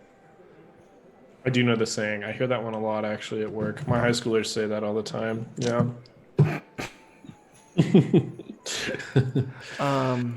The only problem with that thing is that it's expensive. The clone is at least a diamond's worth or something. Well, the cost is no issue, especially with bringing the city back. Great. So let's clone this little boy here. Get your wizards. I would want to consult my council, some of my wise men, first to determine the ethicality, ethicality, ethicronogalousness. Morality. Yeah. Cheers. Morality of such an act. I'm not sure if I'd want to commit to it yet. Listen, maybe we could have... We'd do better if we had more options. I will talk to my court wizards about a clone spell, what exactly that would entail. And you all go out and please, in the next few days, see if you can't find this baby's mother. Yeah, well, how about we get rid of its little ass stamp here, this little tramp stamp for starters. That's good. Actually, yes. Give me one moment. He rises from his throne and he comes down the steps to you.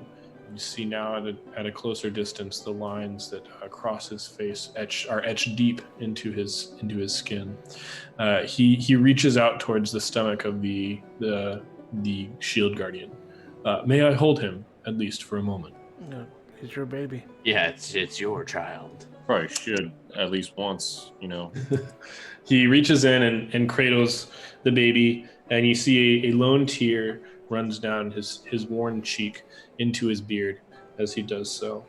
It's at this time now that he snaps twice, and you see a single guard comes in, Lord Neverember whispers a few things to the guard, and the guard hurries off. And then, almost as quick as he came in, a man in a red robe with a lot of like golden sparkles on it dashes in. The man's beard hangs down to his waist, and he's there at the Lord's side immediately.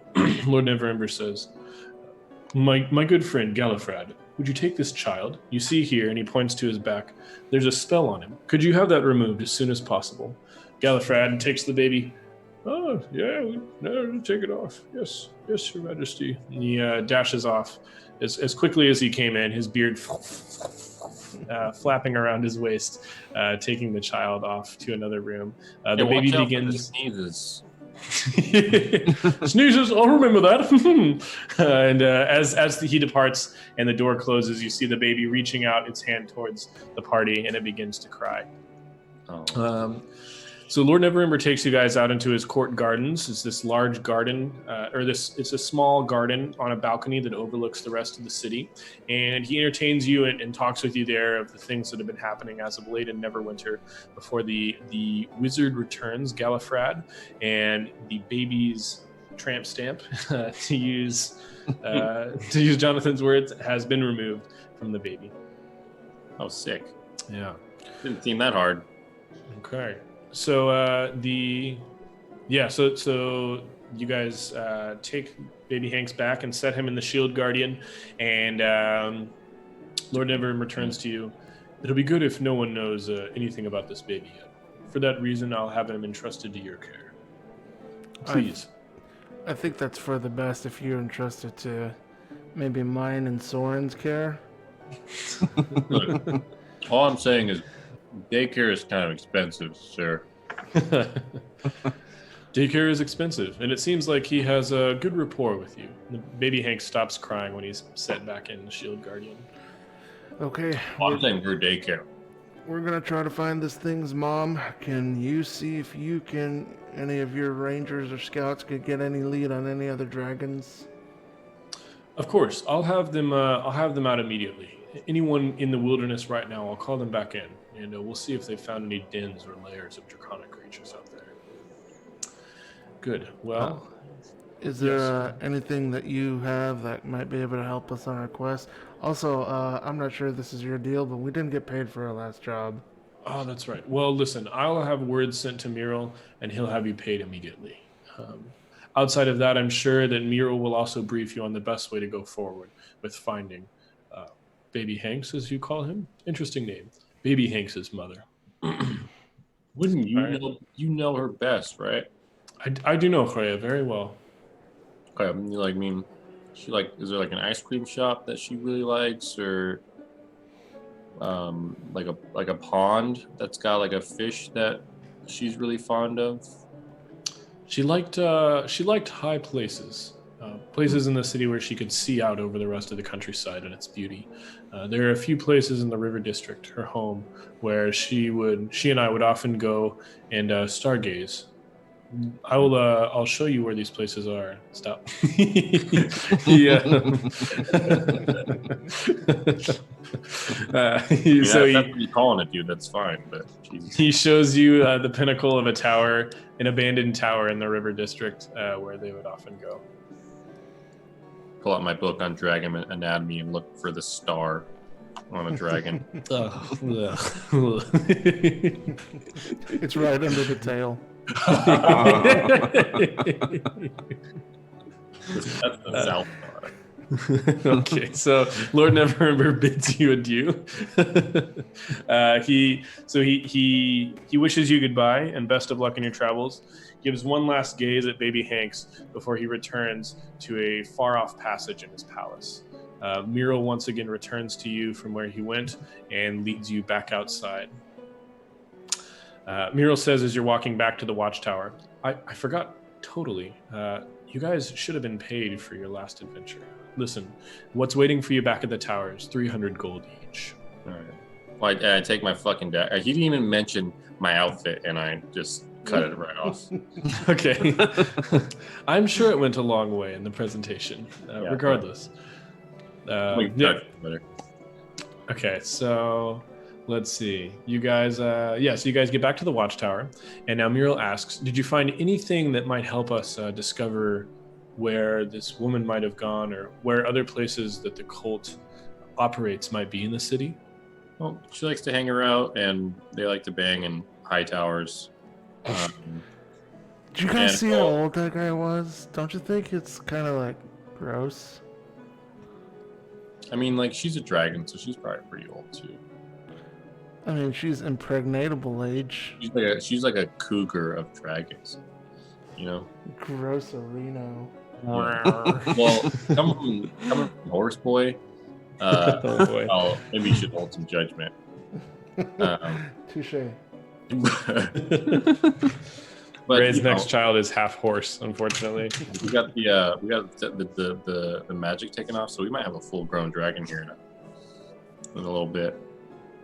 All right, well, listen, guys, I think we, is there anything you guys need before we get out of here? Because I'd like to go hit up the shops and talk to that armorer about some magic armor. Yeah, what's my boy doing, Mr. Trenchcoat? Yeah. Okay. So you guys. Well. Okay. Hold on. We should talk real quick. So Don't railroad me right now. what? So don't railroad me right now. Muriel asks again. Okay. Well, Muriel says, "Good. Go ahead and go shopping, and when you get back, I'd like to know at least where you're headed off to, and if you have again any hints on where the cult might be in the city, any of their locations that they operate out of." Oh yeah, we got this dingy little map, dude. Got some X's on it. Oh, interesting. You know what? Here, I will examine this, and I promise I'll give it back. You're the fuck don't wipe your ass. I don't care. He ignores that. And you guys go ahead and go shopping. Okay. I've committed it to memory. Also, thank you for the dwarven bow, Fred. Very. That's how we do. The millennials love it. Yeah, that's the archery after the shot, actually. Yeah, that's right. Okay, I'm gonna go get some pizza as you guys are walking down to the market. So no horse stuff this time. Yeah, we're walking. We're not taking horses. Yeah. What do you guys have against horses? I don't have anything against horses. I have something. You have something against a horse, and I don't like it. The way you're leaning against that horse right now, not my favorite. These horses are our friends. As like rubbing its back leg, like. Hey, what magic armor do you guys recommend for me to get? You hear the clink clink of the blacksmith's hammer on metal in Samuel's smithy, and Samuel turns back to you. "Ah, so great to see you again. Didn't you ask a similar sort of question last time? And aren't I making something for someone? Oh yeah, that's right. This silver dagger." Oh yeah, that'll be me. He goes over to a shelf and pulls down the silver dagger, hands it over to you. "A strange thing that I was working on, but I don't know. I suppose if you want this prop dagger silvered, you can have it." Prop dagger? No, that's my actual dagger. Oh, right. Sorry, your actual Whoops. dagger. Yep. I was like, whoa. Wait, did you get the prop dagger silvered or your actual dagger? My actual, because I got that. Okay, never and mind. I didn't have a dagger yet. No, that would be weird. That would be really weird. Okay, cool. Yeah. Okay. So, magic armor, he says.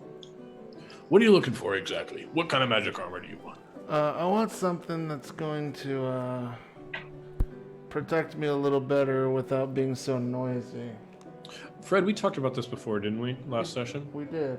And what did we conclude? I don't remember. You said you'd give me gold dragon scale mail for 100 gold.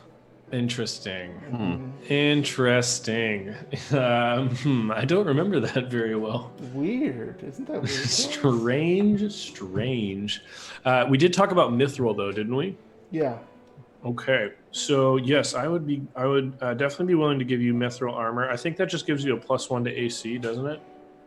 I think it just doesn't impose. Yeah, it doesn't impose disadvantage on rolls, stealth checks. Oh, fantastic! That's so Yeah, good. so if I could get like a heavy mithril, that would be cool for me. Okay, so he says, "Well, I've got here. I can do it cheap for you. 400 dragons for mithril breastplate." Mithril breastplate for 400 dragarinos. How about let's see here, let me find That's that. cheaper than a normal. Yeah, that's a deal. No, that's the cost of a breastplate, but with mithril, it would normally be way more expensive. Okay, so he goes into the back room and pulls out this dusty set of breastplate that's dwarven sized. He starts dusting it off. Wait. I don't know why in the world I have this, but I do, and there was just an extra one sitting around back there. So listen, here. He hands it over to you and takes your bag of gold. That's a great deal, friend. Thank you. Yeah, wait a second. No, wait. This is breastplate? Yes. No, that's not what. Wait a second. Are you trying to pull one over on me? Wait, what did we say? Heavy armor. I need something heavy.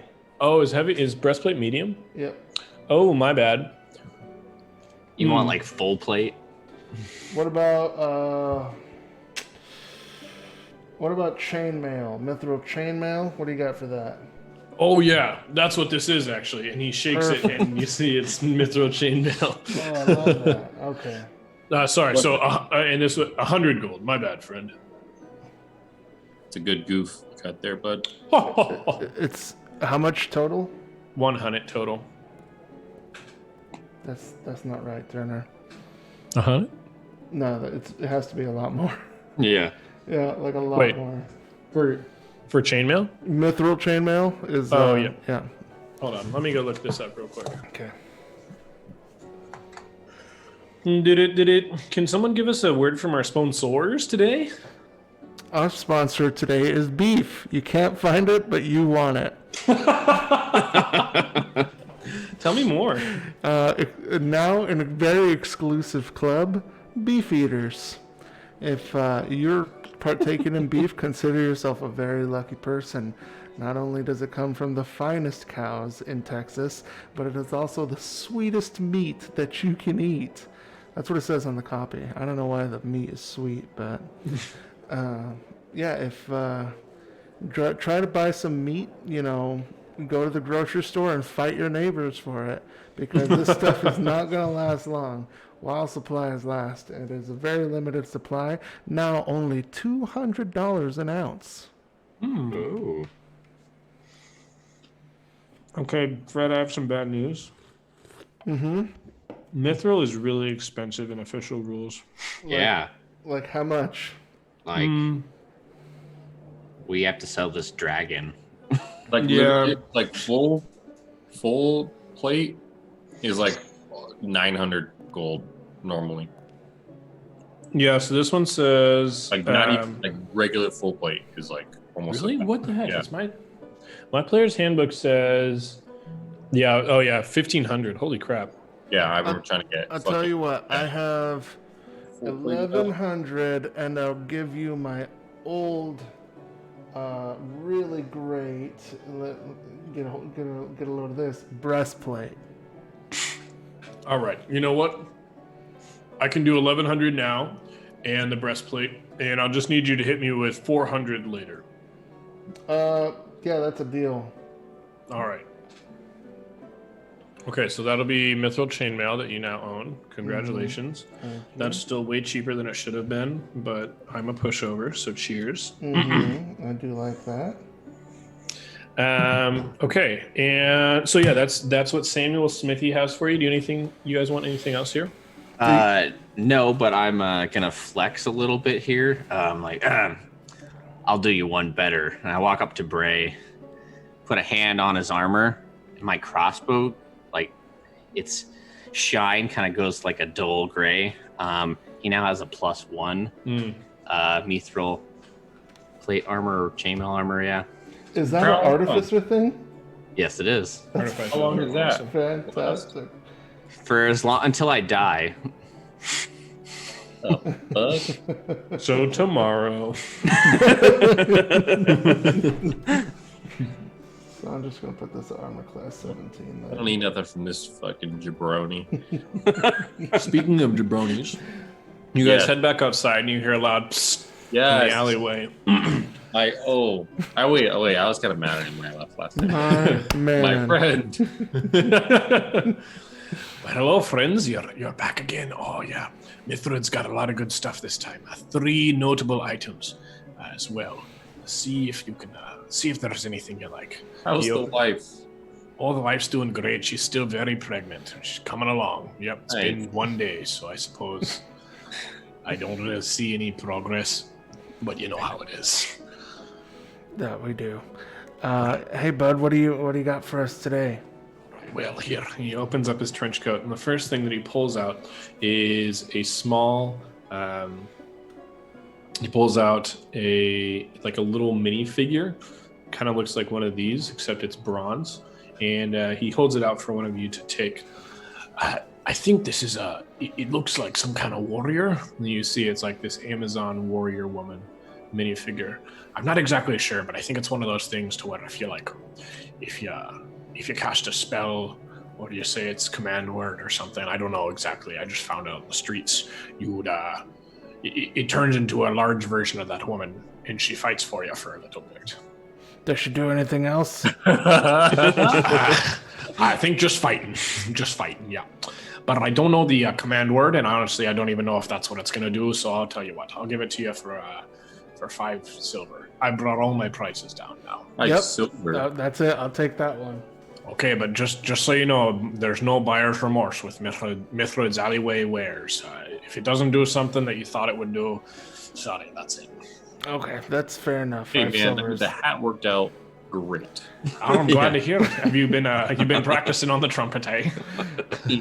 But homeboy, All right. Well, I got 2 more things you might be interested in. Check this out. Here, he pulls the next thing out, and it's like a clay model hand. This one, it's a model hand, and you can put any kind of magical rings you want on it, and the model hand gets those magical effects. Not exactly sure what you'd want to do with that, but if you want it, I'll give it to you for 2 silver. What does it do? You can put rings on it, rings of magic, and unlike other clay hands with fingers, the magic effects won't go on those hands, but the magic effects will go on this one. So I suppose if you put a ring of protection on it, it'll be a bit harder to break the clay. Outside of that, though, I can't think of too many uses for it. I suppose if you put a ring of invisibility on it, you'd have an invisible clay hand. Again, I don't know what you'd want that for, but you can still use it. How much do you want for that weird thing? We'll say 2 silver for this one. do you have a ring to put on this? How do you know that? I don't. That's what the guy who gave it to me said. That's all I got. Hey, Soren, that might be Is it good that for... Duran guy. I guess. Yeah, he's just stealing from the wizard's tower and giving all this stuff to him.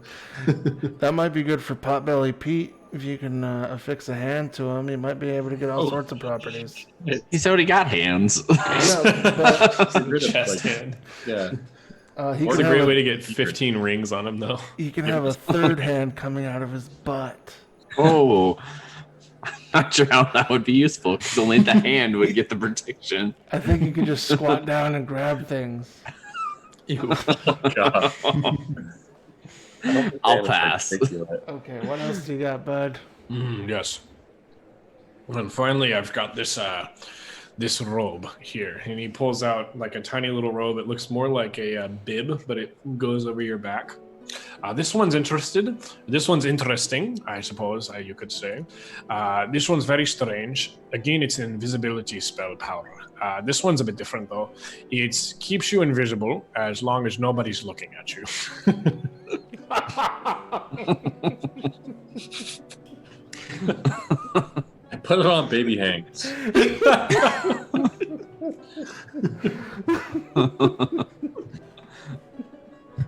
It's like Have you guys seen that movie with like the really, what is that movie called with the just terrible superheroes in it? Anyway, Mystery that's Men. one. Yeah, the Mystery Men. This is from the Mystery Men. just Yeah, I'll take it for the baby. All right. This one's 7 silver pieces. Yeah, cool. And I put it on him at like a bid. Okay, cool. The baby begins like slapping his hands on it and kind of playing around and chewing on the edge of the fabric. And anytime you guys are not looking at the baby, he's now invisible. This is like one of those weird paradox of tree falls in the woods, does it make it and no one's around near it? If you're not looking at a baby, is it invisible? Is it really there? Yes. We're gonna call this Schrodinger's bib. How many silver was it again? 7? 7 silver for that one, yeah.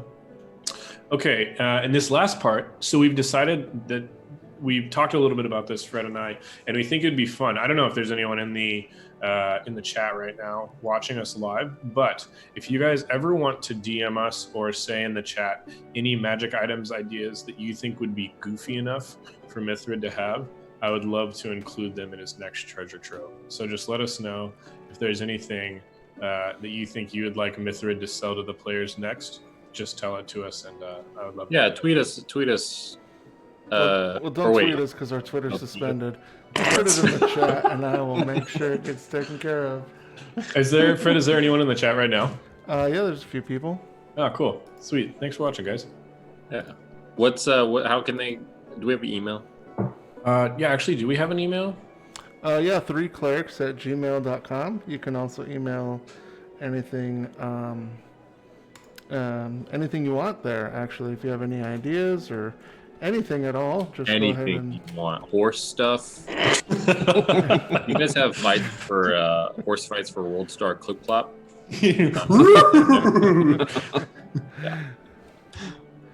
Don't email us horse stuff, please. It's all we're gonna get is 10,000 emails of Mr. Hands. The same link. I totally forgot about that. Well, back to therapy for me. Thanks. Okay, yeah. Cool. So that is Mithrid's wares for you. He steps back into the shadows. Thank y'all for coming today, and if you come again tomorrow, I'll be sure to have some excellent things. Hey, what does he wear under his trench coat? Another trench coat. Okay. Okay, so you guys, anything else you guys want to do in the market here? There are like 2 people waiting in the street to go into George's General Goods. Apparently there's someone else. Is there a store that might have a dictionary? Yeah, George's General Goods would definitely have a dictionary. So you guys wait. Maybe a magical word dictionary. Oh, I see what you're going for. Yes. Yeah, so you wait in line and you head into George's Goods, and there's Georgia, the dwarf, standing behind the counter. Yeehaw! Well, it's good to see y'all again. What are you coming in here, demand here in the front end now here for? Oh, hey, partner. Yeah, what's going on now? There's now by the back doors coming on with fans. Oh, come on now. All right, Boom Hour. Yeah, I think this character's Boom Hour now. Yeah, I'm gonna get some more of that fucking blasting powder. Jesus Christ. Oh, yeah, no, let's see what we got here, he says. I love blasting powder. Let me go look in the back ware's room where the back arms room. He comes back out. In his hands, or in his arms, are 5 bags of blasting powder. Yeah. Sets them down. How much Let me check real quick. It's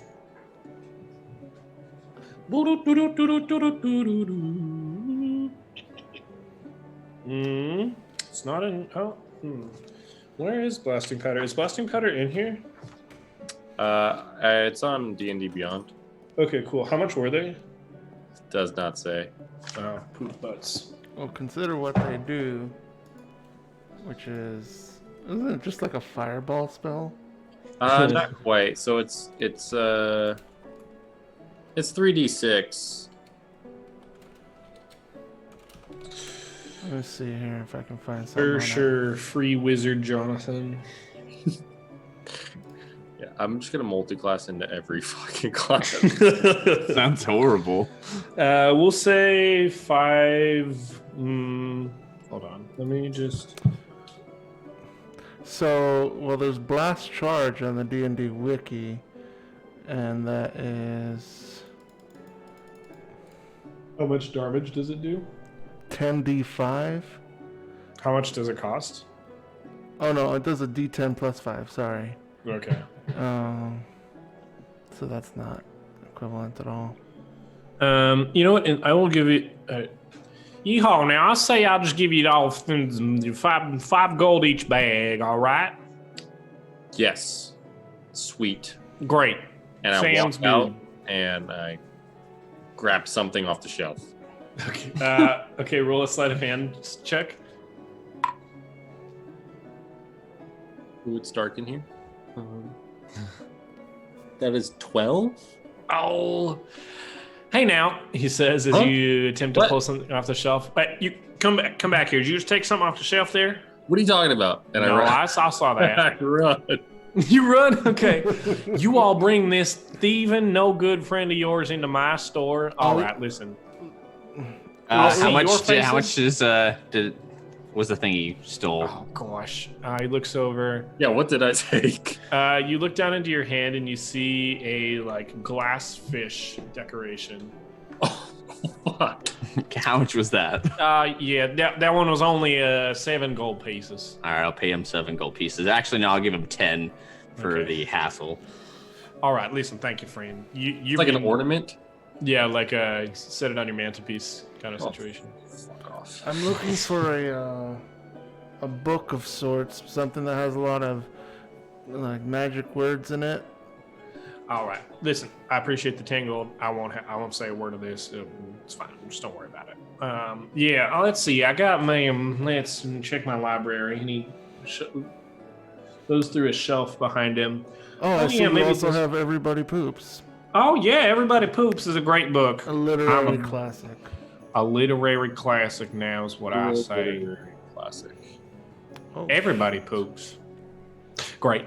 Oh, well, I got this one. He pulls down a leather, like a red hardback book and slides it across the counter towards you. And check this one out. It's got a few magic words in it. It's a list of just different command words you'd use in spells. See here, he opens one. He just opens it up to the middle, slams a finger down on the page and says, like this one, Ballywinkle. So anyway, there you go. He slams the book shut, hands it to you. I'll give it to you for 50 gold. this Ballywinkle, 50 gold. I think it's worth 20. All right, listen. It's not worth 50, but it is worth 35. All right, listen. I think that I feel way more comfortable paying something like 21. Well, how about this? Why don't we just settle at a good, even 25? All right, you got yourself a deal. All right, great. Takes the 25 gold and hands you the book. What is this? It's a book of magical words. I'm gonna try to figure out the magic words for this lady. Oh, okay. Yeah. Have you tried So, titties? I'm now at 0 gold. Oh boy. Oh, nice. Yep. All right, so I'm good. Good. All right.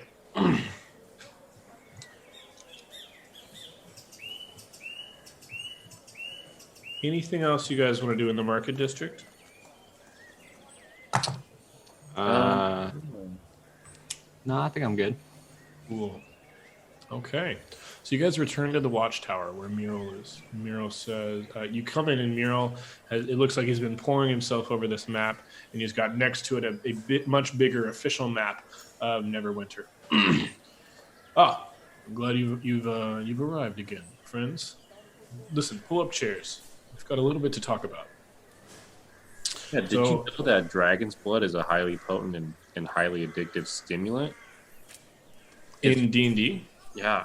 I had no idea. It's like a drug, dude. Yeah, it gets you like super messed up. That's why I said I was gonna snort it later. Oh, I didn't know that. So this campaign is now way weirder because the only way to cure Neverwinter is just to get them Drug. super high on Dragon's Blood. What if we just microdose it? Yeah, I hear a lot of Fucking people on the Alex. Sword Coast do that. Joe Rogan super recommends it. Yep. Okay. Joe Rogan. Joe Rogan's my favorite dwarf. Road Wait, what'd you say? Jogan. Rosif Jogan? Rosif Krogan, dwarf barbarian / host of podcasts. Okay, so let's go back to our map here, folks. Let me just rub my armpit on the mic. Do you guys like that? Is that nice? Oh, it smells so good. What's this? What's this? Hey, are you wearing secret deodorant? Seacrest? Ryan Seacrest's deodorant? Ryan Seacrest's famous deodorant. I am, in fact, wearing Ryan Seacrest's famous deodorant. That, speaking of which, brings us to our 17th sponsor of the night, Ryan Seacrest. Get yours today. Anyway, back to the show. Okay, so, yes, so Muriel pulls up the... Could you hearth music us, Fred? You got it, bud. Ye to the ha. Ye to the eat. All right. Okay, cool. So Muriel pulls you, you guys pull up chairs alongside Muriel, and he shows you, he kind of overlays the small map over the bigger map, and he shows you exactly in which neighborhood each of these red X's are. It looks like the place where you got this map, it's the westernmost X. That leaves us with 3 more locations, here, here, and here. He points to them in clockwise order, so the one to the east, and then the one in the northeast, and then the one on the southeastern side of the chasm that you saw last. It'd probably be best if you went from east or from west to east. So just take it in a clockwise rotation. There's really no strategy exactly to finding out where any of the cultists might be, but if we can find any of their hideouts, that'd be great. And it looks like they're clearing some of them out now that they know that we've got a bead on the location. So speed is of the essence. We'll have to have you go today. Clear out as many as you can as quickly as possible. Anything you find there will be important to us for 1, finding Rhea, and 2, squashing out these cultists before their presence in the city gets too big. Any questions? Yeah, they have these like flaming spider things. These header caps. Creatures of the Underdark. Was it a blue flame? Yes, sir. Oh, good. Plague change creatures. This is terrible. Gosh. Oh, this goes much higher than just the watch. I'll have to talk to the Lord about this. Lord Neverember. My goodness. Well. We should have done. Oh, it's all right if you didn't. Yeah. I'm sure you had other things on your mind to talk to him about. But Thanks for saying that. So listen, just be careful, okay? I don't know exactly why those creatures are out, why they're being captured by the cultist and used, but the city is probably crawling with them, and they're not exactly friendly to anyone. These creatures just went insane by their transformation by the spell plague. Any advice for us? Be careful. Who knows what kind of magic these cultists have? What kind of okay. traps might await you? I'm glad you said that, because if you hadn't, we would have just run in there super reckless. I don't have any extra advice for you. These people are crazy. No, that was good. Be careful. I haven't heard that one before. You should write a book. Thank you. Yes, I'll work right on.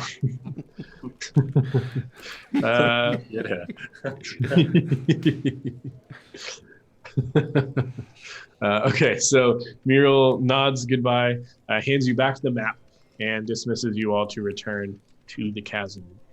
Okay, so you guys want to do anything else on your way back to the east, to the Great Wall? No, I don't think so. Okay, cool. So you as guys... we're walking, I'm just going to be going through the magic book and seeing if I can, and just going out through the words one by one. Each time going like, holding the figure in my hand. Bray, didn't he say that would, if that was truly what that is, it would only last a short amount of time. Well, I got to figure out how to use it, don't I? It could be a one-time use, though. Shit. Well, how am I gonna? Okay, Alakazam. Nothing happens. Kazamaklakala. Hocus Pocus.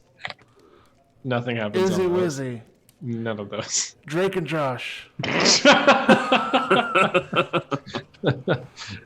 Millie. Nope, nothing happens. Milli Vanilli. Nope. I'm just gonna keep trying words as we want. Okay, so that sounds good. It'll pop off eventually. Alternatively, the safest way, if it is a one-time use item, is to just be saying it in combat. So you're just fighting people. While we're walking, can I perform a ritual? Sure. Want to do detect magic on this book that he's reading off? If any like words pop out as being like magic based. Sure. Yeah, you can do that. Yeah, go ahead. Okay. So yeah, you just, as you're walking and as enough time unfolds for the ritual to have taken place, you see that this pretty much every word in this book is tied to a command word for some kind of magical item or some kind of spell. But here the trick is just to find the matching one. Okay. Yeah. If you rolled a disadvantaged luck check, What? Oh, I see. you know what I mean? We'll get to the unveiling momentarily. Okay. Yeah. Okay, cool. So you guys make your way to the chasm, and you see these two heavily armored guards standing there again. Same Need old to know. story. Oh, what's that? Need to know. Okay. Thaumaturgy the door open. It struggles against its locks, and he says, "Listen, I'll unlock it at least." He unlocks the 3 locks on the door, and you're free to thaumaturgy it open now. Oh, I just stare at him. Okay. He opens the door up and leads you inside to the second door, which he unlocks with its 3 locks, and then opens for you and beckons you to enter in. Okay. And I do that. Okay. Wow, no thaumaturgy. Okay, so you guys exit out into the chasm, and again, before you, could you give us Endless Dungeon, Dr. Dad? Or Endless Labyrinth? Or no, Dusty Dungeon, because that's what we have to do. Still underground. Yeah, just put the record on, would you? Got it. Or the cassette tape. I don't know how you like to consume your media, you know. How about something called the Cavern of Lost Souls? As long as it sounds like a giant, dreary, abandoned city, I'm here for it. Oh. Objective, dude. Okay, so you guys have your next building in sight. At this point, a spring rain has rolled in from the west, from the sea, and so there's a light drizzle upon you that tinks off your armor and the head of the shield guardian. Before you, again, is this waste of a section of the city. Far off, a few miles in the distance, you can see the yawning pit of the chasm and the blue glow of the shield that surrounds it, that keeps anything that would come out of the chasm sealed in. You guys remember that long ago, the Neverwinter wizards cast a spell over the chasm like a force field of bubble that would protect the city from anything that might come out of it. You're walking through the streets that are clogged with garbage and ruins, and eventually you do find your way to this house that you see marked on your map, where the next cult hideout is. Make a perception check for me. 14. 22. 21. Yeah. Okay, let's see real quick. Let me just check my notes. What about that? You know, a clone baby's still a real baby, right? Yeah. Oh, this was in character. Oh. I see what you're doing. Oh. What's your point? I mean, how is this any different than what I'm doing? What do you mean than what you're doing? Well, I just want to take a little bit of blood from this baby at a time. Mm-hmm. So How is that any better? What you want to do? Okay, you want to bloodlet a baby to heal an entire city. Do you even know what the ratio is, like blood per person? We'll find out. I mean, shit. We just need enough for like a herd immunity, and then we'll be good. That seems like a good theory and all, but I mean, What if we get a little bit of blood, and then we get a wizard to cast enlarge on the blood? Now that's an idea. I will Amazing. go for that. Instant. Yeah. Yep, and then we have to distribute it as quickly as possible, and we'll just keep having different wizards do it, right? Yeah. Well, if you just like keep having them cast enlarge on the same blood until it's eventually like Just fills a pool full. Yeah. yeah. Now, But you it see, just that sounds like a good compromise. What do you We'll think? just baptize people in the blood.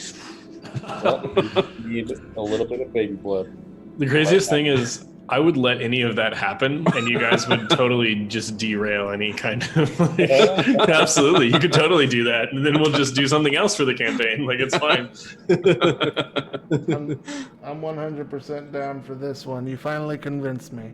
I stand over and I stand shoulder to shoulder with Oli. Wow. Oh, wow. Jeez. Okay, so you guys, your perception checks, you see far off this building, and you notice that there is like a corpse in the ground, and standing over it is a creature that you've never seen before. It looks like a human, but it's a little bit taller, and instead of arms, like it has arms, and then it has a bunch of other arms coming out of it, and instead of like a forearm, it just has a giant like spike basically, and the creature is standing over it and like spiking this body. It raises up, and you see like a human head with sunken features, and it And I dive into an alley. Okay, and it goes back down to the corpse in front of it. What do you guys? I'm gonna have the shield guardian and my steel defender bull rush it. Okay, that's what we're looking at, by the way. Yep. Which one? Middle Center. boy. Oh boy. Actually, all three of us, we're just gonna bull rush this guy. I'm going to. Okay, sounds good. All right, so that sounds like an initiative roll. That's the initiative soundtrack. Boys. Hey, 18. You're never gonna believe this. 8. No way. Ollie doesn't go first. This is a first. I rolled a 5 and a 2. Wow. Yeah, Bray? don't love it. 20. Oh. Gee golly, what's going You- on? Flipped the initiative order. I think it actually got Mine's flipped. Wow. What's gonna make Okay. it worse if the bad boys go before me? Uh-oh. Oh God! Okay, so you guys, we'll say you can reach this guy on this turn. No surprise round, though. Ollie, do you want to charge them as well? Well, yeah, I just like go along with the party, you know. Just, like I was like ready to like I got behind like a wall and like grab my rapier and put my back to the wall and then peek around the corner as they're like screaming blood, lust, and so I just like all right, and then I go. Okay, cool. So in that case, we'll start with Ray right after I get my water bottle filled up. Oh. So Bray, combat music? Oh, it's QYVM on. BBY. It is on. Yeah, so I mean, but I wonder, is it just like, are we gonna have like 20 or like a couple hundred really, really big blood cells on our hands, or is it like, you know what I mean? I think if they're really big blood cells, people could just eat them. That is a good point, but like, Does enlarge objects work on non-magical or on magical items? that's a good point. I don't know. I don't not a think it wizard. does. I'll look it up. I'll look it up. What kind of a spell? It's probably transmutation. Yeah. Yeah, for sure. Mutation. Spell name. Enlarge. Enlarge. Oh my god. All right. So what are you doing, Bray? It's called enlarge reduce. Are you ready? Yep, go for it, Bray. So, as I'm running towards this thing, I'm gonna say a word of magic, which is cocoon, which casts a spell. Okay. Hold on. Let me check. No, it just says. All right. This is a pretty radical spell effect. So. No, this is something else. I'm not trying to do that. Oh, you're not doing the statue? Nope. Oh, never mind. Okay. That's casting a spiritual weapon behind this ugly thing. Okay. Is it a folding chair? It is this time. It is a ladder.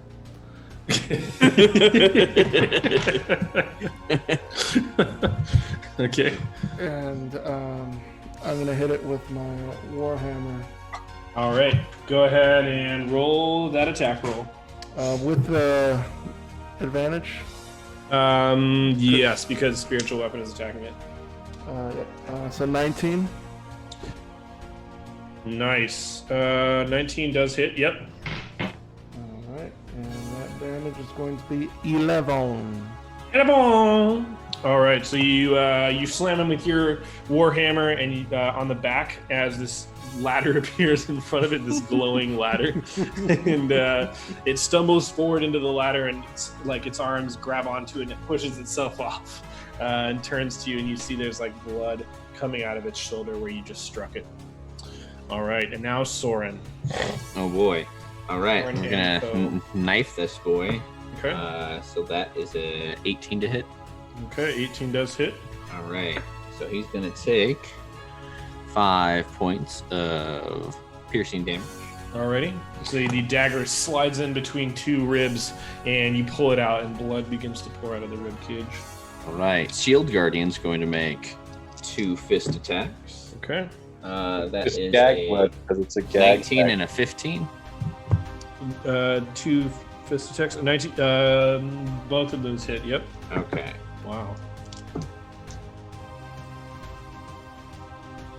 This thing's He never takes gonna know 20 it. damage. He's man. And now the I'm going to use my bonus action to have the Stovepipe Hero make a rend attack. Okay. So that's a 17. Hits. All right. He's going to do 8 points of force damage. Okay. And then baby. All right. So baby Hanks. No fire. Baby Hanks is actually not crying now. It's just in this calm state. But this force attack strikes the thing, and it like skitters back. Its arms go backwards, and it like skitters on the ground, and then it like comes back up at you. But you see like this these like force ripples go through its body, and it looks like it's begun to bruise a little bit from that. All right, and now that do bring us to the bad boys. So he turns to you, Soren, and let's see. Oh boy, this is going to be great. Hold on. Oh jeez, that's not very good. Should I do that? Yeah, we won't do that. Okay. Oh, bring it. Trust me. I'm the untouchable man right now. All right, we'll do it. Okay, so Yeah, kill somebody besides me.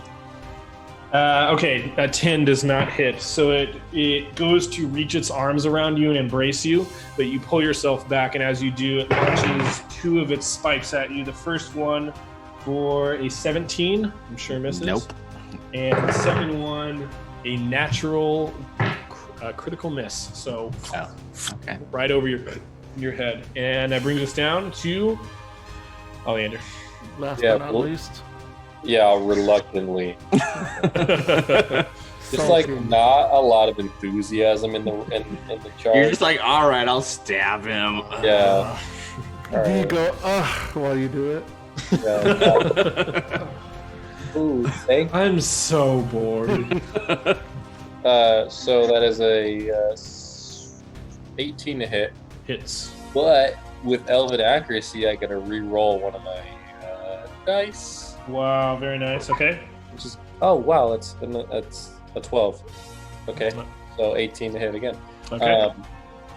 Perfect. 6 plus 4, 10. Sneak attack damage 13. Okay, 13 damage. Wow. And then I would like to use. I'm gonna do it.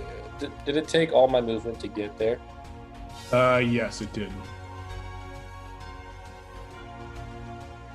All right, that's it then. Okay. Yeah, fuck you. I'll bonus action dash 15 feet away from. Oh wait. Never mind. Because Okay. then I'll take the opportunity. Never mind. But Yeah, like, I mean, you'll to have- be honest, there's 1, 2, 3, 4, 5, 6 of us surrounding him right now. Yeah, literally, there's only like 2 squares that are not covered. Well, one of them is a spiritual weapon, so 7. Just trying to not take damage this time. Okay. Yeah, Ollie has received some bad touch Yeah. in the past. He's got some PTSD. Yeah, absolutely. Look at Mr. Always splits the party, complaining about getting hit a lot. Oh, Oh I am the no. party. There's more salt here than all of Rome's storerooms. Okay. All right, team. So that brings us back to the top with Bray. So Bray is going to do. All right. So here's what Bray is going to do. Find that ladder.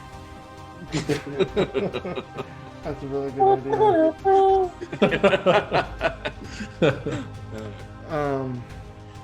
Bray is going to attack with a warhammer. Okay.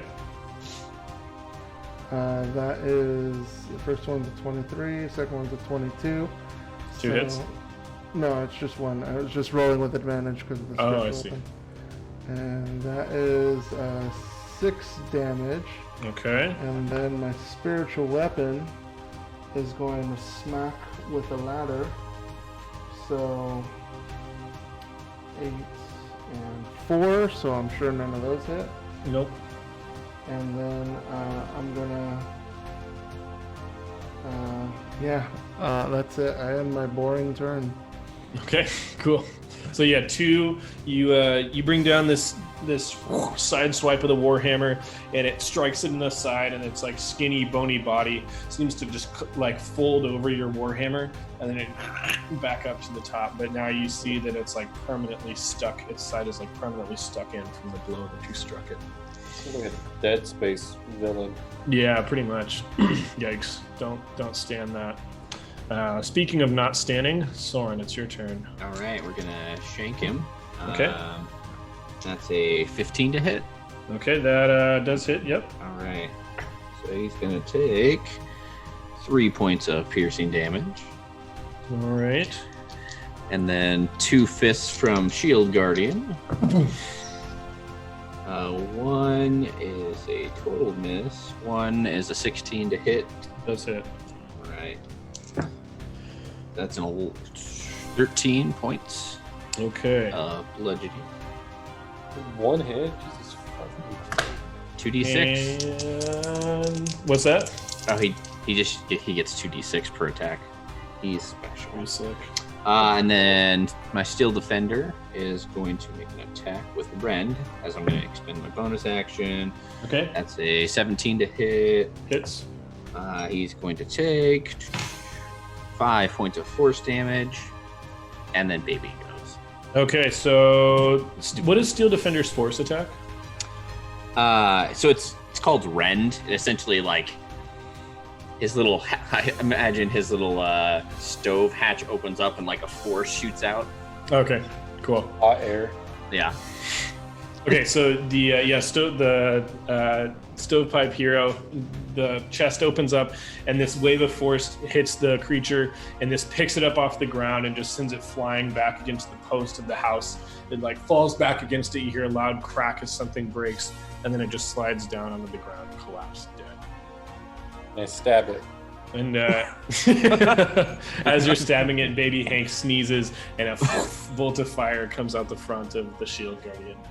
Sick. I'll daps up Hanks.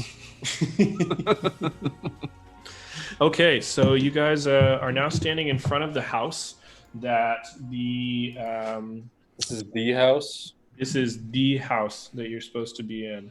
It looks like just a giant. Let's see. Hold on one sec. Okay, yeah, it looks like just again like ruins before.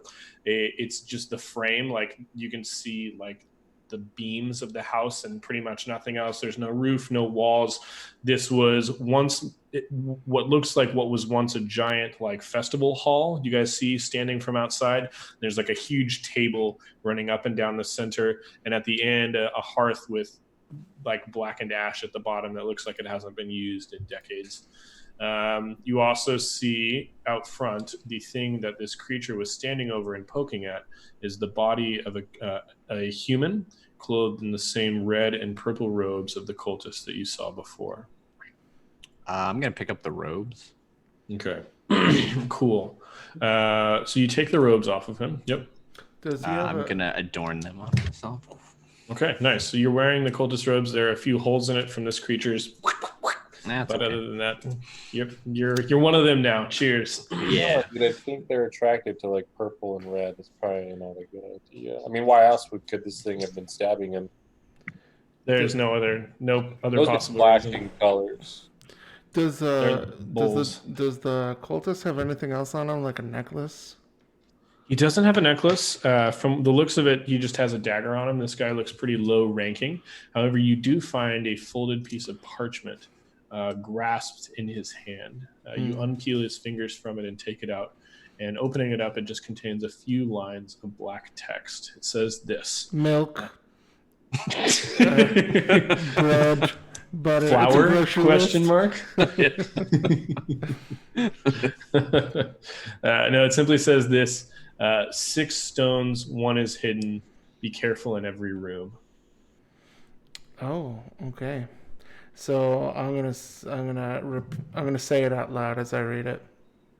Okay. The boys hear it, but you don't see anything happening. There's no rooms in this house anymore. Yeah, are you guys still outside of it? But Yeah. yeah, from here you don't see any rooms. No. Yeah, let's check out the table. Okay, so you guys step inside, and as you do, the illusion surrounding this house just disappears. And now you see you actually are standing inside a house that looks like it's been you're standing not just inside the ruins of a house, but this large hall is actually walled. There's a ceiling above you and a door to your left. Standing in the hearth, there are actually a few logs. These are fresh logs, so they haven't been burnt. And sitting on the table, there is a pouch with some gold, and there is a like black rectangular box.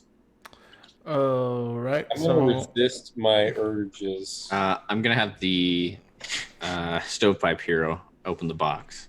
Okay, so Stovepipe Hero. It's okay. Yeah, So it's you're right. So I described that wrong, but we'll just go with it. Yes. So it's like a cigar box, pretty much, except it's like a rectangular cigar box, except instead of opening like fat wise, thick wise, it opens like from the thin part out. So it opens like instead of opening hot dog like a hot dog would. Imagine if the hot dog opened from like the front to back, like long end kind of thing. I don't know if that makes sense, but anyway, there we go. Yeah, still going to open it. So yeah, you're still opening it, and you see inside of it there are 5 black stones with different inscriptions on them, and they're just set in random order in these little like concave slots where each stone should go, and one slot is missing. Let me actually take us here. Give me 1 second. I don't know why that was so fucking funny. I'm still gonna open it. Yeah. I know. Oh wait, I've changed my mind. No, I don't like lengthwise opening boxes. We're gonna back out on this one, actually. All right, give me a moment here to write these up real quick. Let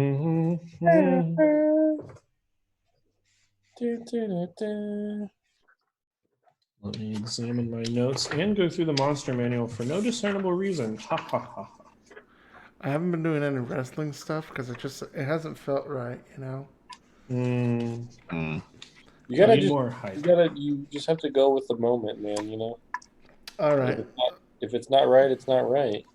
I'm gonna stow my my Warhammer, and I'm Okay. gonna grab a chair from the kitchen, Okay.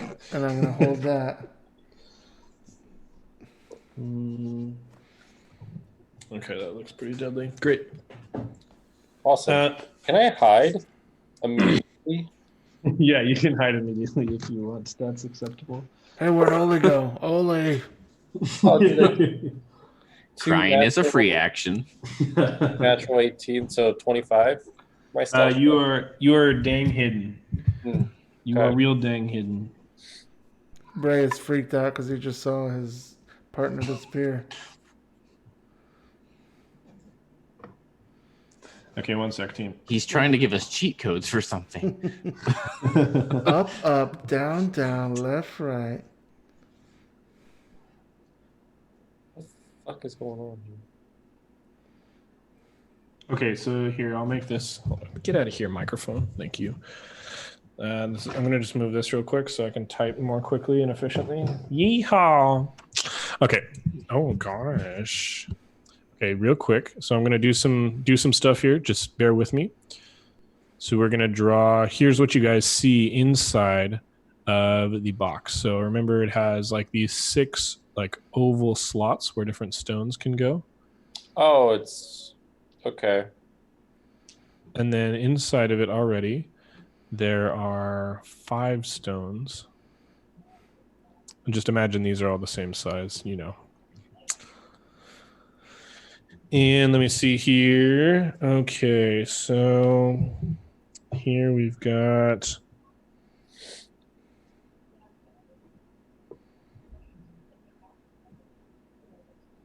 there's nothing in this top left one.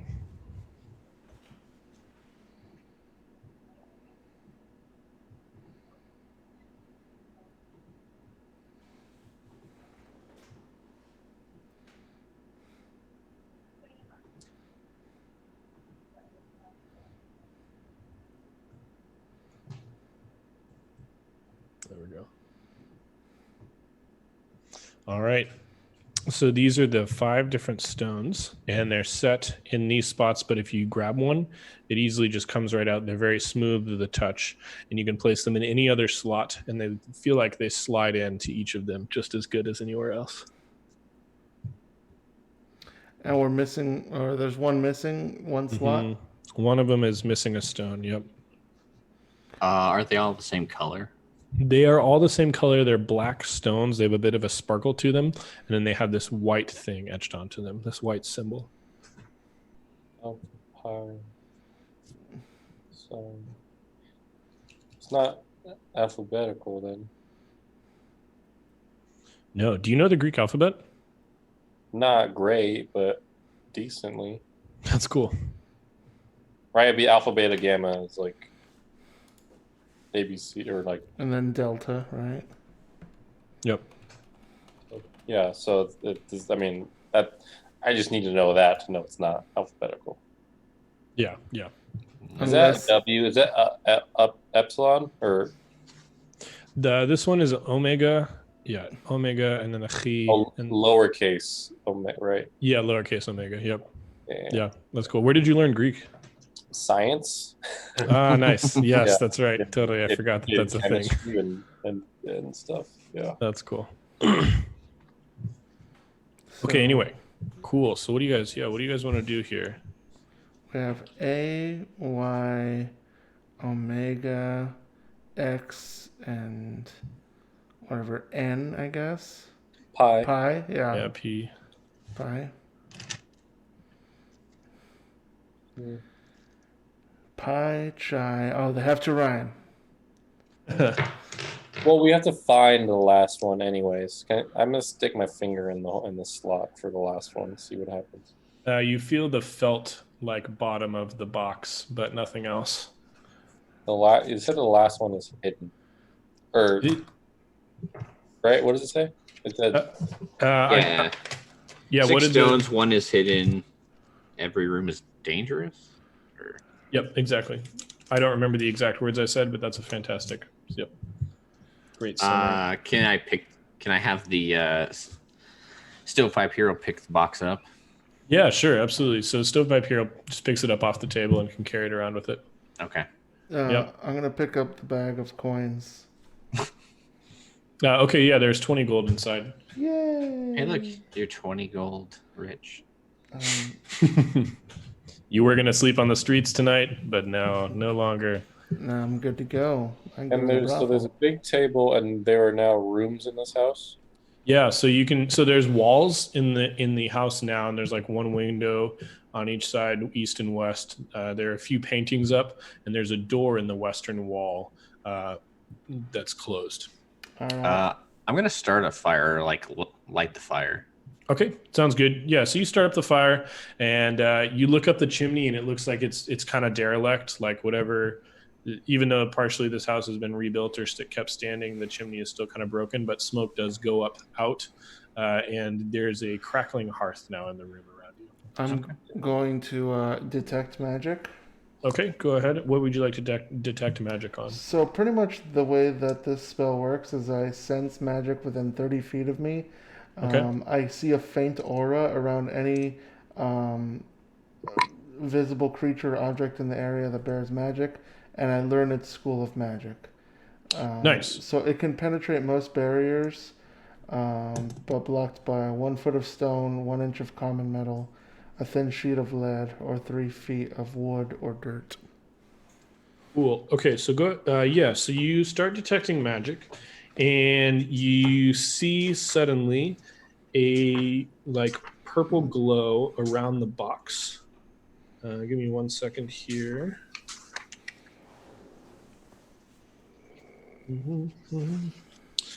And you see that this is the School of Enchantment.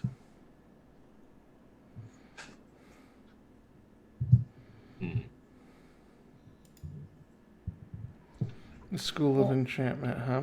Yes, Okay. sir. So I'm going to walk around the house slowly and trying to detect magic in the next room. Are you doing this like as a ritual? It's just a concentration, 10 minutes, up to 10 minutes. Oh, okay. So Okay. So you go to the door in the west and you open it up, and it opens inward and you see stairs, or it opens outward because you can't do that with stairs. And you see stairs that go up and then to the right, and they just keep climbing up that way. Do you want to go up? yeah, I'll go up. Okay, so you go up the stairs and you come to a hallway that goes out far to the end, where there's just a little end table with a potted plant on it. And on each side of the room, east and west, there are 3 doors at regular intervals facing each other. Do I detect any magic through the walls of these? Let's see here. So going down, you're at the first set of doors, one on the left, one on the right. Let me see. You do detect magic from the door on your left. If you want me to tell the school, I can. Let me That's see. okay. I'm just going to mark that door Okay. with lamb's blood. yeah, with lamb's blood. 30 feet? Yep. Okay, so... Yeah, and you detect magic inside this other room on the right as well. I'm going to mark that door also. Okay, as you go forward to the second set of doors, let's see. You do detect magic on the left side, and then you also detect magic on the right. Can I tell if any of them are creatures? None of them are creatures. Okay. Yep. So I'm going to mark all the doors with the magic inside. Wait, actually, hold on. Let me just think real quick about this.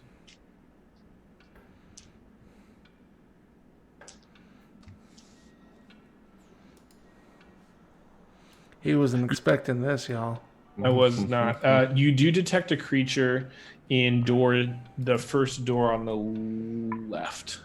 So first door on the left, there's a creature. Everything else is object. Okay. Actually, you don't. Sorry, no. You don't detect any creature. You detect magic object. That's what we'll say. Yep. Okay. Great. Sorry. And then the last set of doors. Magic on the left, and hold on, did I do this wrong? No, I didn't. Magic on the right. Yep. So every door has magic behind it. Okay. Cool. Every single door has magic behind it. Yep. Party on, Wayne. Party on, Garth. So, are there any rats or spiders in the general vicinity? You don't see any rats or spiders. No. So I'm gonna go downstairs, and I'm gonna be like, "Have you seen Oli anywhere?" No, he just disappeared. Moving the paintings. Well, I was just like tapping them and seeing if there's anything behind them or Roll for initiative. No, this house is super haunted. So this house is creepy, isn't it? Ollie, go ahead and roll me 2 investigation checks, would you? Sick. 20. Okay. And a 6. All right. So you tap the walls behind. You lift up the paintings and look behind them, and you're tapping the walls behind them and seeing if there's any false side to them. All the while, Soren and Bray, you guys just hear tapping at different parts of the room. You're like, what is that? Ghosts. You lifting up the painting on the. You lift up one painting and there's just writing on the back, and it says the curtain is stone when the door is open. The curtain is stone when the door is open? Yep, and that's all. And I whisper that on the wind. You guys hear a ghostly whisper. The curtain is stone when the door is open. Woo! Is that you, Eldath? Eldath, you sound like an elf dude. 'Tis I, my child. Is Eldath short for elf dude? Elf daps. Okay, so I'm going to close the door. All right, so you close which door? The one at the bottom of the stairs? Yep. All right, you close that door. And I open the curtain. There's no curtain in this room. Dang. Okay, so hey, Soren, there's a bunch of magical stuff upstairs. Just every single room has something magical in it. I think that might be a good place to start, but I think we need to be careful in here. Something tells me, I feel like I've heard it twice today, to be careful. And so... That in your fortune cookie. How did you know? Be careful. Yeah, what should we do? What's our plan of attack here? Here's the plan. Here's what I think is... I don't know where Oli is. I think he has left. But I think we should... Well, my shield guardian's telling me, thanks to his blind sight, he's over there. No. Yeah. So here's what I think. All right, so I used to be part of a police force called SWAT. And what we would do is we would clear each room one by one. So I think if we go into each room systematically and we can clear them all out and make sure that we're not getting, we're not splitting the party, because we all know how... Oleander likes to die. Yeah, I know. Hey, the only time I've died is together with you fucking assholes. You say out of the shadows. Yeah, I stepped out of just a dark shadow. Hey, for the record. So, hey, when'd you get here? All right, so does that plan sound good to everybody? Sure. Systematically, all right. So we're going to go upstairs, and I will lead the charge, and we're going to go into the first left room. Okay, so you guys can see I've drawn them up here. So yeah, that first left room, you guys can see my mouse is this guy. I'll All push right. this door open with my 10-foot pole.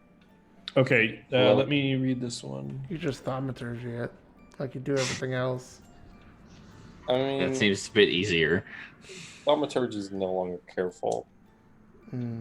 Okay, so you open this door up, and there are a number, someone twists the handle, and then you 10-foot pull the door open, and it leads into like this stone chamber. On the other side of the wall, there is something hanging on the wall, and then it looks like someone's draped a blanket over it. It looks like kind of a painting, like square, like a painting, but someone's draped a blanket over the painting. And then, let's see. You see in this room as well, there are two bodies on the ground of large creatures that look like this. Oh boy, oh boy.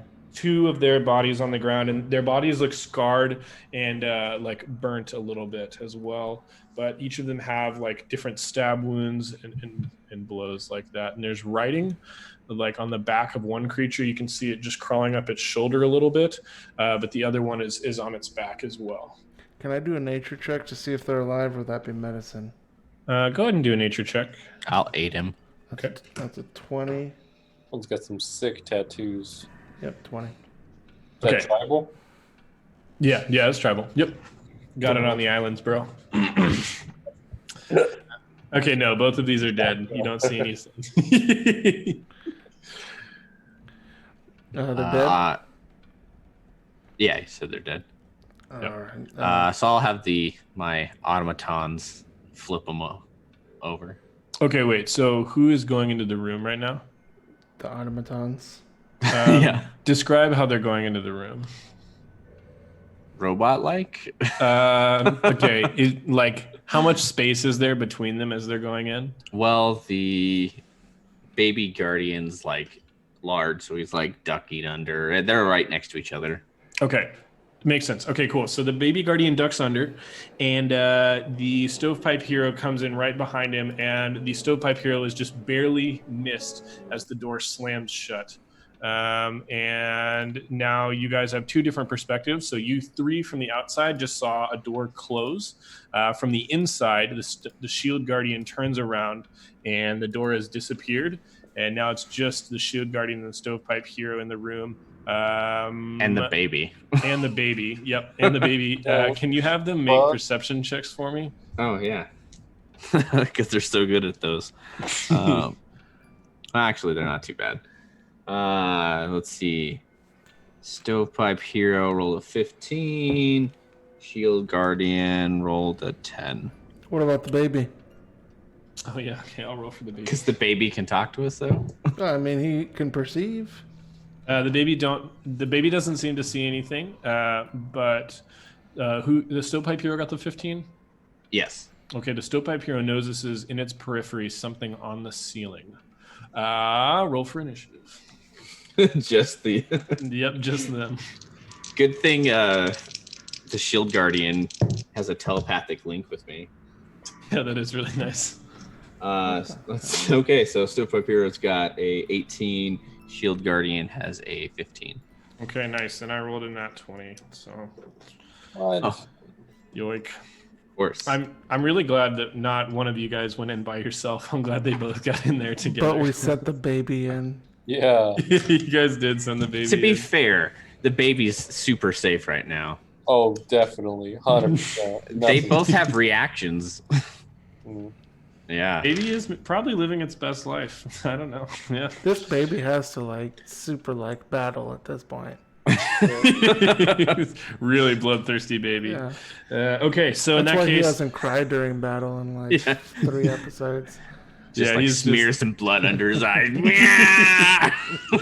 Like Arnold Schwarzenegger cursing at the Predator at the end of Predator. Like that's Do this it baby right now. now. Yeah. Come on, do it. I want you to do it. Come at me. I am a cop, you idiot. Predator looks super confused when he told him that. Put the cookie down now.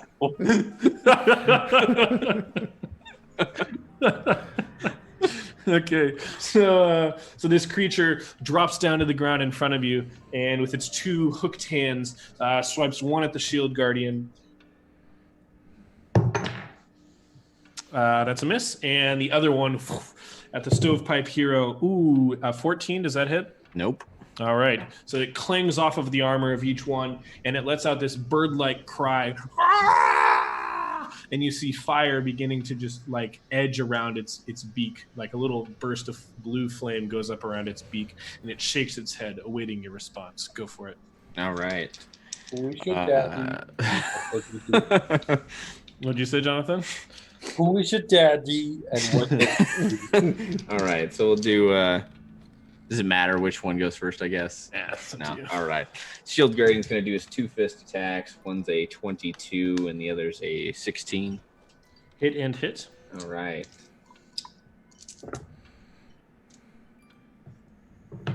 That's an 18 total. First Wow. 2 attacks. Okay. And then Stovepipe Hero is, I'm not really sure how he works if I'm not in the room, but I'm going to use my bonus action so he can attack. Sounds great. All right. That's a 16 to hit. Yeah, that does hit. Yep. All right. That's going to be 7 force damage. Okay. And then baby. Oh yeah, I forgot Babythy Hanks. All right, baby does. This time it's not a sneeze, and only the shield guardian communicates this to you telepathically. But now the baby is intentionally like, and like this burst of Damn. flame strikes him, and we see. And the fire like rolls over the head of this creature. It steps back in pain. Alrighty. Back to the enemy's turn. So he lunges forward again, launching both of its hooked hands at Shield Guardian. Hey, Ooh. can I jump in there? There's no door, is there? Yeah, Yeah. they walk through. They it. don't have the door from the inside, but I thought Yeah, you guys see a door from the outside, but none from the inside. Yeah, we're just like chilling while I'm describing what's going on in the room. Like, yeah, they're fighting this thing, and So I couldn't get in there if I tried. You could try. I'm gonna. Oh, okay. When this attack is done or whatever, I want to try to get in. Okay, sounds good. 19 to hit Shield Guardian. that'll do it. But Stovepipe Hero is going to use reaction to impose disadvantage on your attack. So Okay. go ahead and roll that again. Yep, that'll hit. Better on the second time. Ow. All right. Okay, so 11 damage to the Shield Guardian. Oh no, not to a 71 HP. Jesus Christ. And then, so yeah, it like rips some of the wood off of its shoulder, and you see splinters flying through the air. As again it goes, and you are next. Meanwhile, outside, Bray tries the door handle, but this thing is just stuck. Like it doesn't turn, it doesn't give any kind of way. If you like lean your shoulder into it, you just feel like I You're slapped. thaumaturgy it, nothing happens. yeah, you thaumaturgy it, and you feel almost as if your spell is like pushed back towards you. That was my most powerful spell. My forbidden magics. All right, so we're going to do 2 fist attacks. That's a 17 and a 19. It hit. Hit. Hooray. All right, so that's going to do 19 points of damage. Okay. And then going to use my bonus action to have Stovepipe Hero do Rend, and that's going to be a 14 to hit. That misses. Misses. Okay. I listen at the door. I'm going to expend a lucky point Okay. to re-roll that. Go for it. Much better, 19. Yeah, it hits. All right. And that's going to do 8 points of force damage. 8. Very cool. Okay, so And these. baby. Oh, baby! I always forget. I'm such a bad dad. That's what I'm here for. Thank you. You're almost a real dad. So Yeah, there you I'm go. getting there. Well, Yep. yeah, I got a ways to go, but Yeah, closer than I am. So Potent cheers. weed. He's the Lord Neverember of this party. Well, one of them, I suppose. Okay, so yes, the shield guardian releases 2, thump, thump, and the creature stumbles back just as a blast of force wave hits it, and its beak like cracks a little bit in the front part, and the tip falls off. Meanwhile, back in the hallway, if you guys wanted to, you could start investigating one of the other doors as whatever conflict is going on is happening No, inside. I'm no, going, the gonna baby's hit in the- that room. I'm gonna hit the door with a warhammer. Seems Okay, like a bust it to bits. So yeah, the door like cracks underneath the warhammer, and you see splinters go up, and it looks like the behind, like, you remember how the house was before the illusion dropped and you could actually see inside of it. Like if you look through the hole that you just made in the door, you see just like out into the city behind you, or the city behind it. Do these doors have like little keyholes? No keyholes on the doors. No. You don't So, see. Can I make a hole in the door? Yeah, Bray just did make a hole in the this door. door. One. How about the door right behind? Okay, so this door. Yeah. Okay. Yeah. Go ahead. Yeah, you could make a small hole. How big of a hole do you want to do? Like a keyhole size, like enough to just peek an eyeball through. Yeah. So you just poke your rapier through and you look through. In this room, you see that there on the wall there's another, or on the wall of this room there's another, like something hanging on the wall, and then there's a blanket over it. And let's see. And that's it. Other than that, this room is carpeted and totally empty. Another blanket in this room. Yeah, so like something is hanging on the wall, and then someone's put a blanket over it to cover it. I think that's super sketch.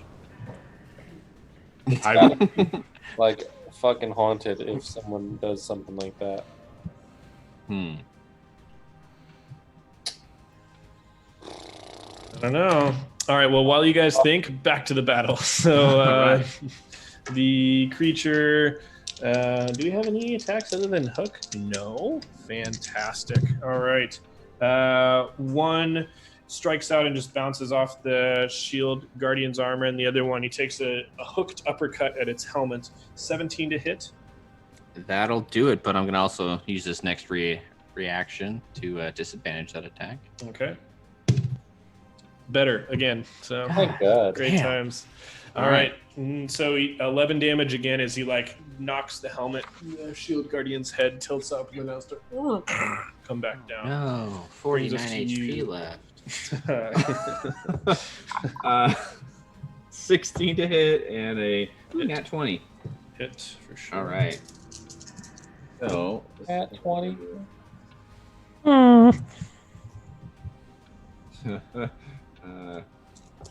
This is gonna be great.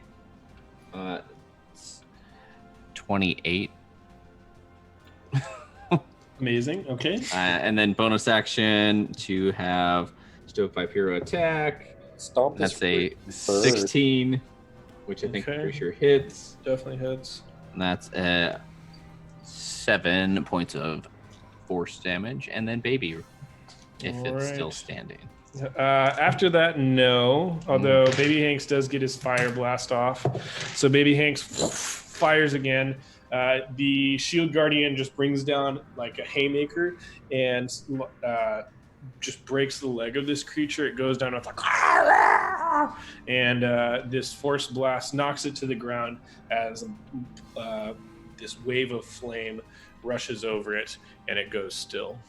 Jesus, these fucking things just whomped this bird thing. Yeah.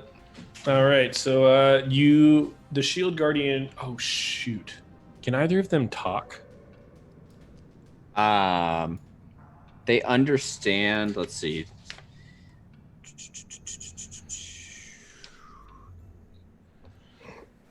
I bet the Stovepipe Hero could. It doesn't say specifically.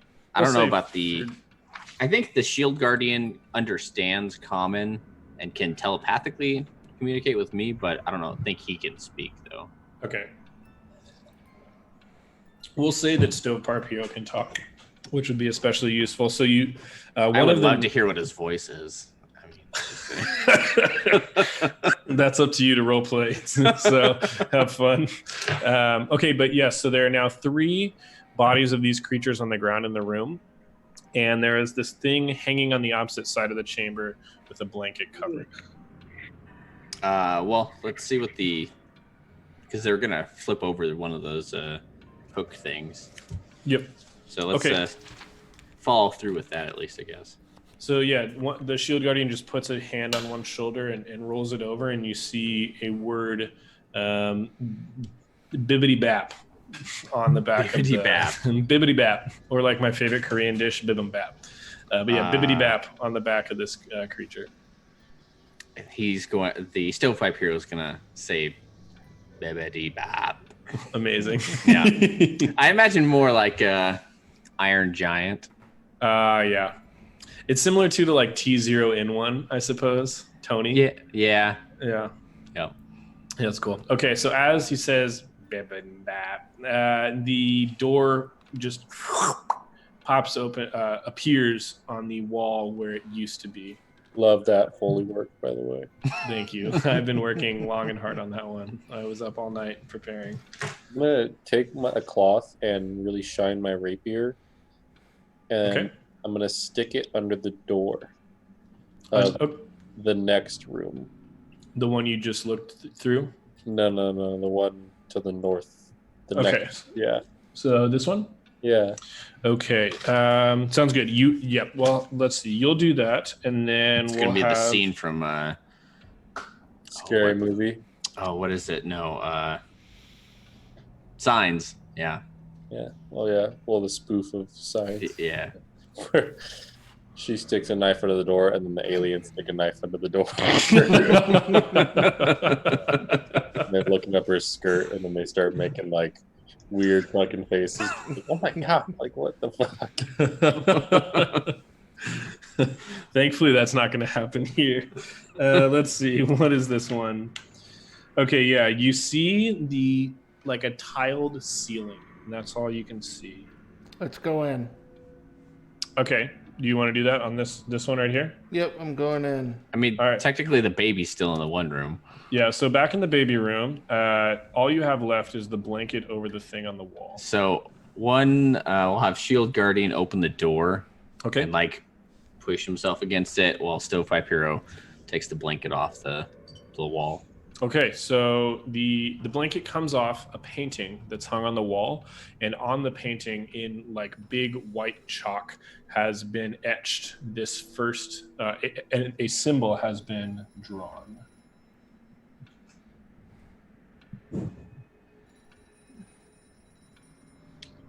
Aha! The key to your puzzle, sir. Okay. Well, I'm gonna take a peek at the box and then move the. I'm gonna swap the box that's in the room.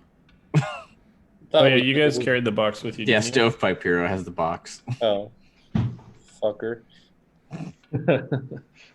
Okay, so we're back to Bray. Bray just opened this door. So in this room is a bathroom in this upstairs area, and all you see is a bathtub full of water, and then nothing else in here, just a bathtub full of water in one corner. Dude, don't fucking do it. Japanese little girl's gonna. There's no curtain in front of it, so we're safe. There's no jump scares. Oh, dude. There's a bathtub full of water? Yep. A bunch of black hair is gonna crawl out of that. Let me see what I can do here. Next thing you know, a little Korean boy is gonna be hovering over you when you're sleeping. We do not stand that. No standing here. All right, let's see. That's it? That's all? There's just a tub of water? Yep, just a tub of water. Do you want to investigate it, though? Yes, I do. I would love to. All right, so you look down into the tub of water, and you see at the very bottom is a stone floating in there. The stone looks like this.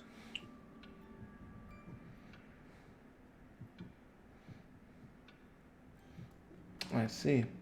Okay. So And yeah, it's floating in the bottom. it's sunk at the bottom? Yeah, it's sunk down at the bottom there. Okay. So what I want to do is I'm going to knock out a hole in the wall facing the outside with my hammer. Okay. And then I'm going to push the tub over so the water comes out of that hole or goes through that hole. So just pouring outside of the house? Yep. Okay, so you push this tub over, and there's this loud splash, and water splashes all over the floor around you and begins to fill up the floor a little bit, but most of it just goes out the side and drains out. And as you pull the tub back to look inside, the stone, though wet, is now beginning to glow red hot. Red hot, you say? I light my cigarette on it. Okay, So that cool. works. And I just have like just a refreshing puff. Nice. You have a good smoke. So Those cloves? You smoking cloves right now? A college classic. So, dang it. I'm gonna. Is there anything else in the room? No, just the hole in the wall, a little bit of water on the floor, and a tub with a red hot stone in the middle of it. Okay, and if I like tap the stone, it burns. Yeah, you feel that heat coming off. Okay. I'm gonna fill the box up with water. Okay, yeah. So you fill the box up with water, and the stones don't float, but there's water brimming up to the top now. I'm gonna have Shield Guardian pick up the stone real quick and drop it into the box in the empty little slot. And which slot do you want to put it in? The empty one. Okay. So that would be this one down here. Correct. Okay. All right. And does Shield Guardian have any immunity or resistance to fire? Oh, he does not.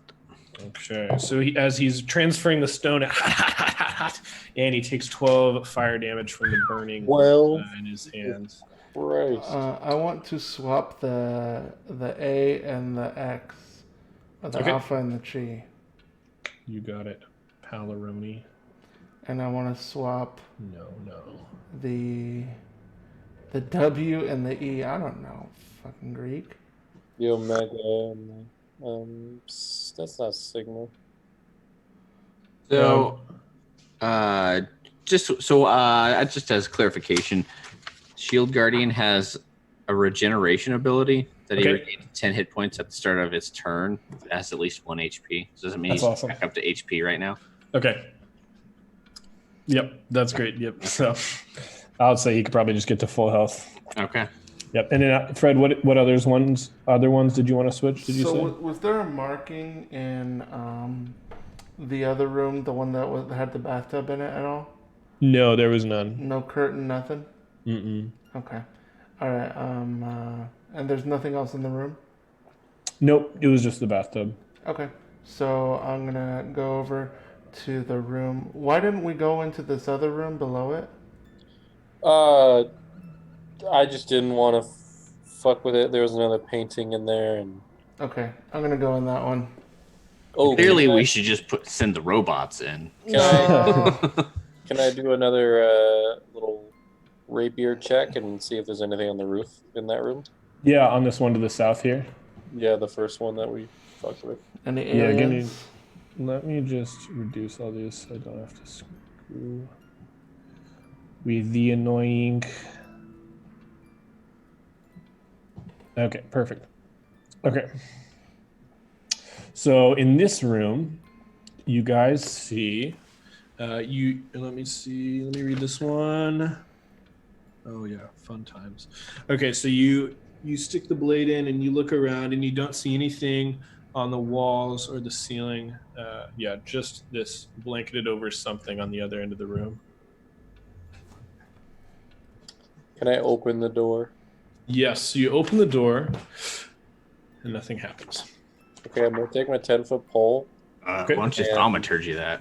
I'm gonna take my 10-foot pole, and I'm gonna try to like scoop that blanket off the painting Okay, so while staying outside of the room. Okay, so you scoop the blanket off of the painting, and would you like to please make for me a dexterity saving throw? You're still outside the room. Dex 17. Nice. Okay, so you see the glow, like twin glow of two blue dots in the painting, and there's this like supernatural air to it, and you know that you shouldn't look, so you just turn your head away immediately. You saw on the painting though there was a white mark, but at the same time this ominous glow of two like blue orbs coming from it.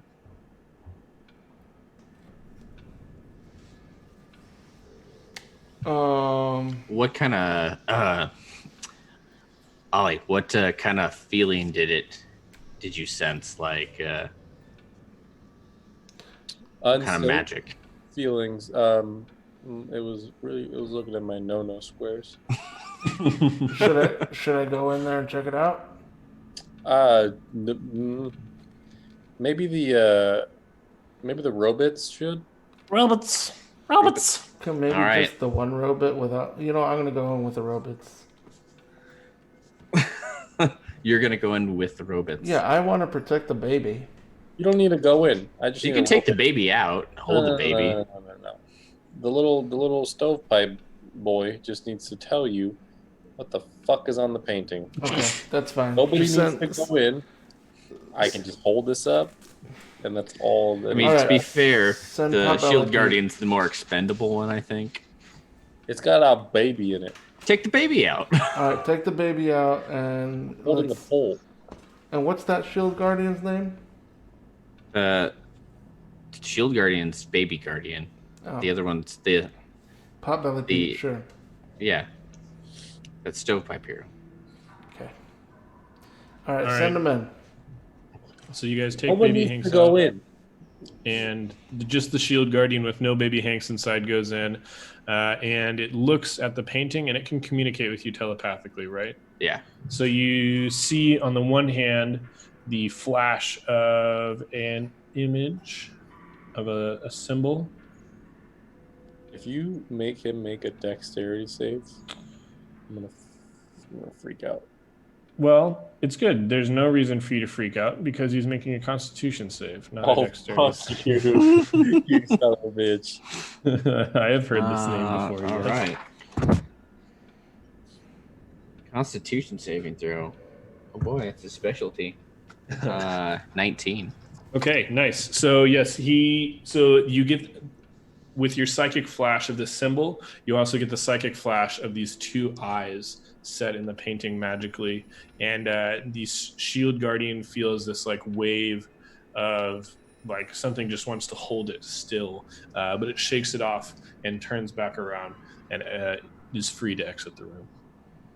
Oh. Yep.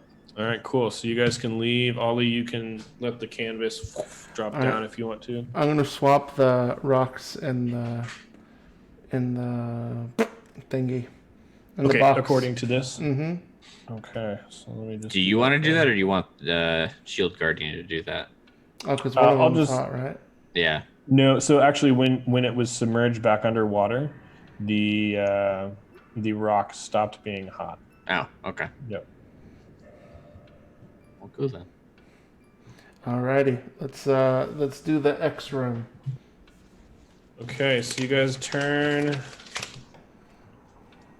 to, let's see, so which one is this? Oh, hold on, I need to.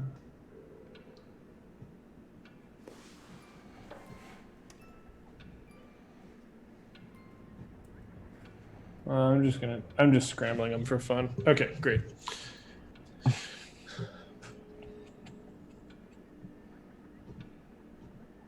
Alrighty. Okay, so you go to this room here.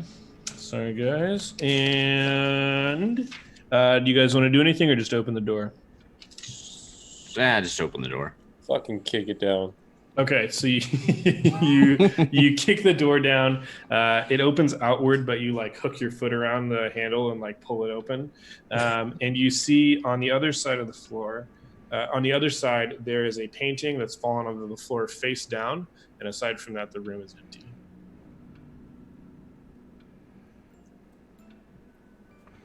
The room is empty. Mm-hmm. And, Use your 10-foot pole to like drag the painting in. I'm gonna go in Yeah. there. Or a okay. grappling hook, yeah. I'm gonna go in there and just take it off. Okay, so We're following right behind them. okay, both of you make dexterity saving throws for me, please. No problemo. I'm assuming we put the baby back in the shield guardian. Yeah, you don't want to carry him in this room. 13. 15. Okay, so you make it, Ollie. Bray unfortunately does not. So the two of you step into this room, and immediately, soon as you step in the room, your foot just goes through the floor. Bray, you just fall face first down this long shaft. Ollie, as you fall, you flip around and clap your hands onto the edge of the doorway, the threshold. Soren, from the outside, you just see like Bray disappear through the floor. Ollie disappears through the floor, and then you just see his fingers like coming up out of the floor and gripping onto the door, the threshold. Bray, you take. It's a good conservative amount of D6. Oh, God. 1, 2, 7, 13.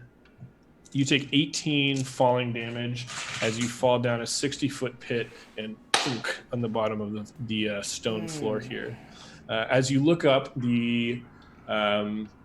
the floor above you, though illusory, is now invisible to you, but what is not invisible to you is the painting that was sitting on top of it, also illusory. But this painting has a symbol on it, and it is...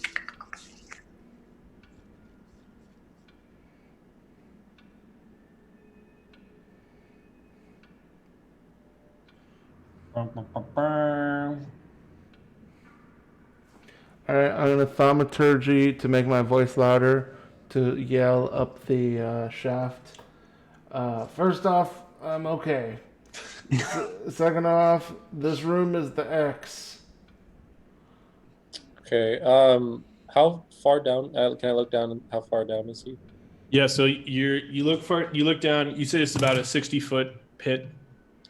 Jesus. I'm gonna pull myself up, Okay. and then I'm gonna borrow Soren's rope. And Yeah, I got like tie- 100 feet. Oh, Oh, you have nice. 100? Yeah, I got 250-foot. Oh, okay. Well, then I'll just take both of yours. Yeah. I'm gonna double fisherman's them together, and I'm gonna lower it down. All right. So Is there anything through the else in this floor. room? There is a skeleton down here. His armor has rotted a while ago, but you do see on his person there is a pouch with 10 gold pieces. Dope. I'm gonna grab lower that. it down and then hand it over to the shield guardian. Okay. That's fair. We'll say the shield guardian does not diddle any of its strength checks, so Bray just grabs onto the rope, and the shield guardian, hand over hand, pulls him up until he pops up over the out of the illusory floor. I was taking a short rest during that time. Deal. That sounds good. I will allow it. Okay, good. So you guys have done this door. Do you want the shield? Do you guys want to switch out the submerged stones? Yeah. Okay, so we only need one more door. Well, 2 more, right? No, because Oh, true. Good point. yeah. Yep. Elimination. Okay. Well, which one do you want? Can we open both the doors? I want to look inside the room. Sure. Yeah, let's look. Let's see what they hold. Okay, so you open this door on the left, and you open the door, and immediately it's just like this stone wall in front of you, except for some weird reason the stone has like waves and ridges. You're not exactly sure why. On the opposite side, 4, you see like a hallway that just goes a really, really, really long way in front of you. I'm gonna turn around and walk down that hallway. Which hallway? That long hallway? Yeah. Okay, so you start walking down the hallway and you see at the end. Backwards. Okay, nice. So you see at the end there is a painting with a canvas over it. You turn around and you walk backwards, and as you're walking backwards, you look up and you notice above the door is inscribed in chalk an image. I'm following him, by the way. Okay. Sick. All right. Can I leave? Yeah, you can leave. So this image was just like hanging over. Yeah, they just drew it over the door. And that other hallway, even though it looks like it extends down a super long way, you're not exactly sure what would be under the painting, but you see that symbol there. So yeah, you can just walk out of the room now. Oh hell yeah. Okay, well then we'll swap the last 2 stones. Okay. So one more door, or not even. I I feel like it's process of elimination. Yeah, there's no reason. We could have done all this downstairs if we just were patient enough. Yeah, I suppose. Well, no, because we the tub. Oh, we needed that one, right? Yeah. Okay, so you guys hear the stone, like grinding of stone on stone somewhere downstairs. Can I percept it? You can perceive. What do you? Yeah. I'm trying to locate where they are, or where that's coming from. Oh yeah, this is just back down in the main hall, that big hall where you guys were earlier. Well, then I'll head down there. Okay. The fireplace. Let's do my elf IC with an 18. So when you guys return, the fire is still crackling merrily in the hearth, but underneath the table, just inside of its like 10 legs, you see that the floor has given way to a large staircase with stone blocks that goes down, down, down into the depths underneath the house. Flip the table. Okay. Strength check for me. Are you trying to flip it lengthwise or widthwise? Like the Lengthwise, obviously. Yeah, definitely like the box. Do you still want to flip it? 18, by the way. You lift it up off the ground, but because it's like 60 feet long, you can't quite flip it, but you get it like 6 feet up in the air, and then it just slams back down. Yeah. Cool. Okay. And with that, we will end on a cliffhanger for next time. What? What's down there?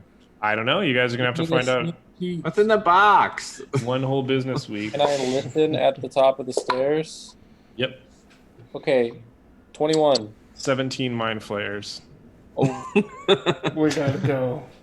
so about the baby, guys. I don't really care anymore. You guys can just start a new adventure in a different city at this point. Yeah, let's just we'll just enlarge the blood. Like I don't even know why we came into this house. That enlarging the blood thing is a really good idea, by the way. What do you think of that, Soren? I agree, but somehow I feel like this would break something in the world. The gods would suddenly be very angry. Cool. All right, gents. Well, that's it for this week. Thank you, everyone, for watching. Any parting words? We didn't have a lot of sponsors this week. Could we just end with a quick sponsor? Yeah, this episode is brought to you by our rival, but also friendly show, Three Paladins and a Dog. Their campaign is currently going through the Lost Mines of Phandelver. So if you've heard that one before, then just go ahead and tune out and listen to this one. But if you haven't, it's pretty good. There's the DM is named Perner. They have a guy named Riley, and they have a guy named Swanathan. And of course they have Bread. All really hilarious guys. And yeah, if you have a chance, check out their podcast. They're paying us to say that. It's not very good. It's not like this one. They're not paying us to say that. Well, A really funny one I do like, though, Oh, wait, go ahead, Fred. Why are they sponsoring us if we're not getting paid? Forget everything I said. Perfect. We actually haven't gotten paid by anyone yet, except, of course, for 3 Druids and an Owlbear, a hilarious Dungeons and Dragons show. It's coming on the CW to you next year. So get ready for that. We're really excited for this sponsor, particularly because it's since it's the only one paying us, it's the only funding that we have to go towards our Disney lawsuit that is, of course, ongoing. I forgot about the Disney lawsuit. Yeah, we've each received a special cease and desist letter. They sign it with Walt Disney's dead hand that just kind of like weakened at Bernie's hymn so that he'll do it. And they have like a big Mickey Mouse face stamp underneath, so you know it's from them. It's really cool. Cease and desist. Ha See you boys in court. Hey, thanks everybody for watching. We had a lot of fun this time around, and can't wait to do it next week. And please submit any magic items that you have to 3clerics@gmail.com. Cool. Thanks, y'all. Thanks.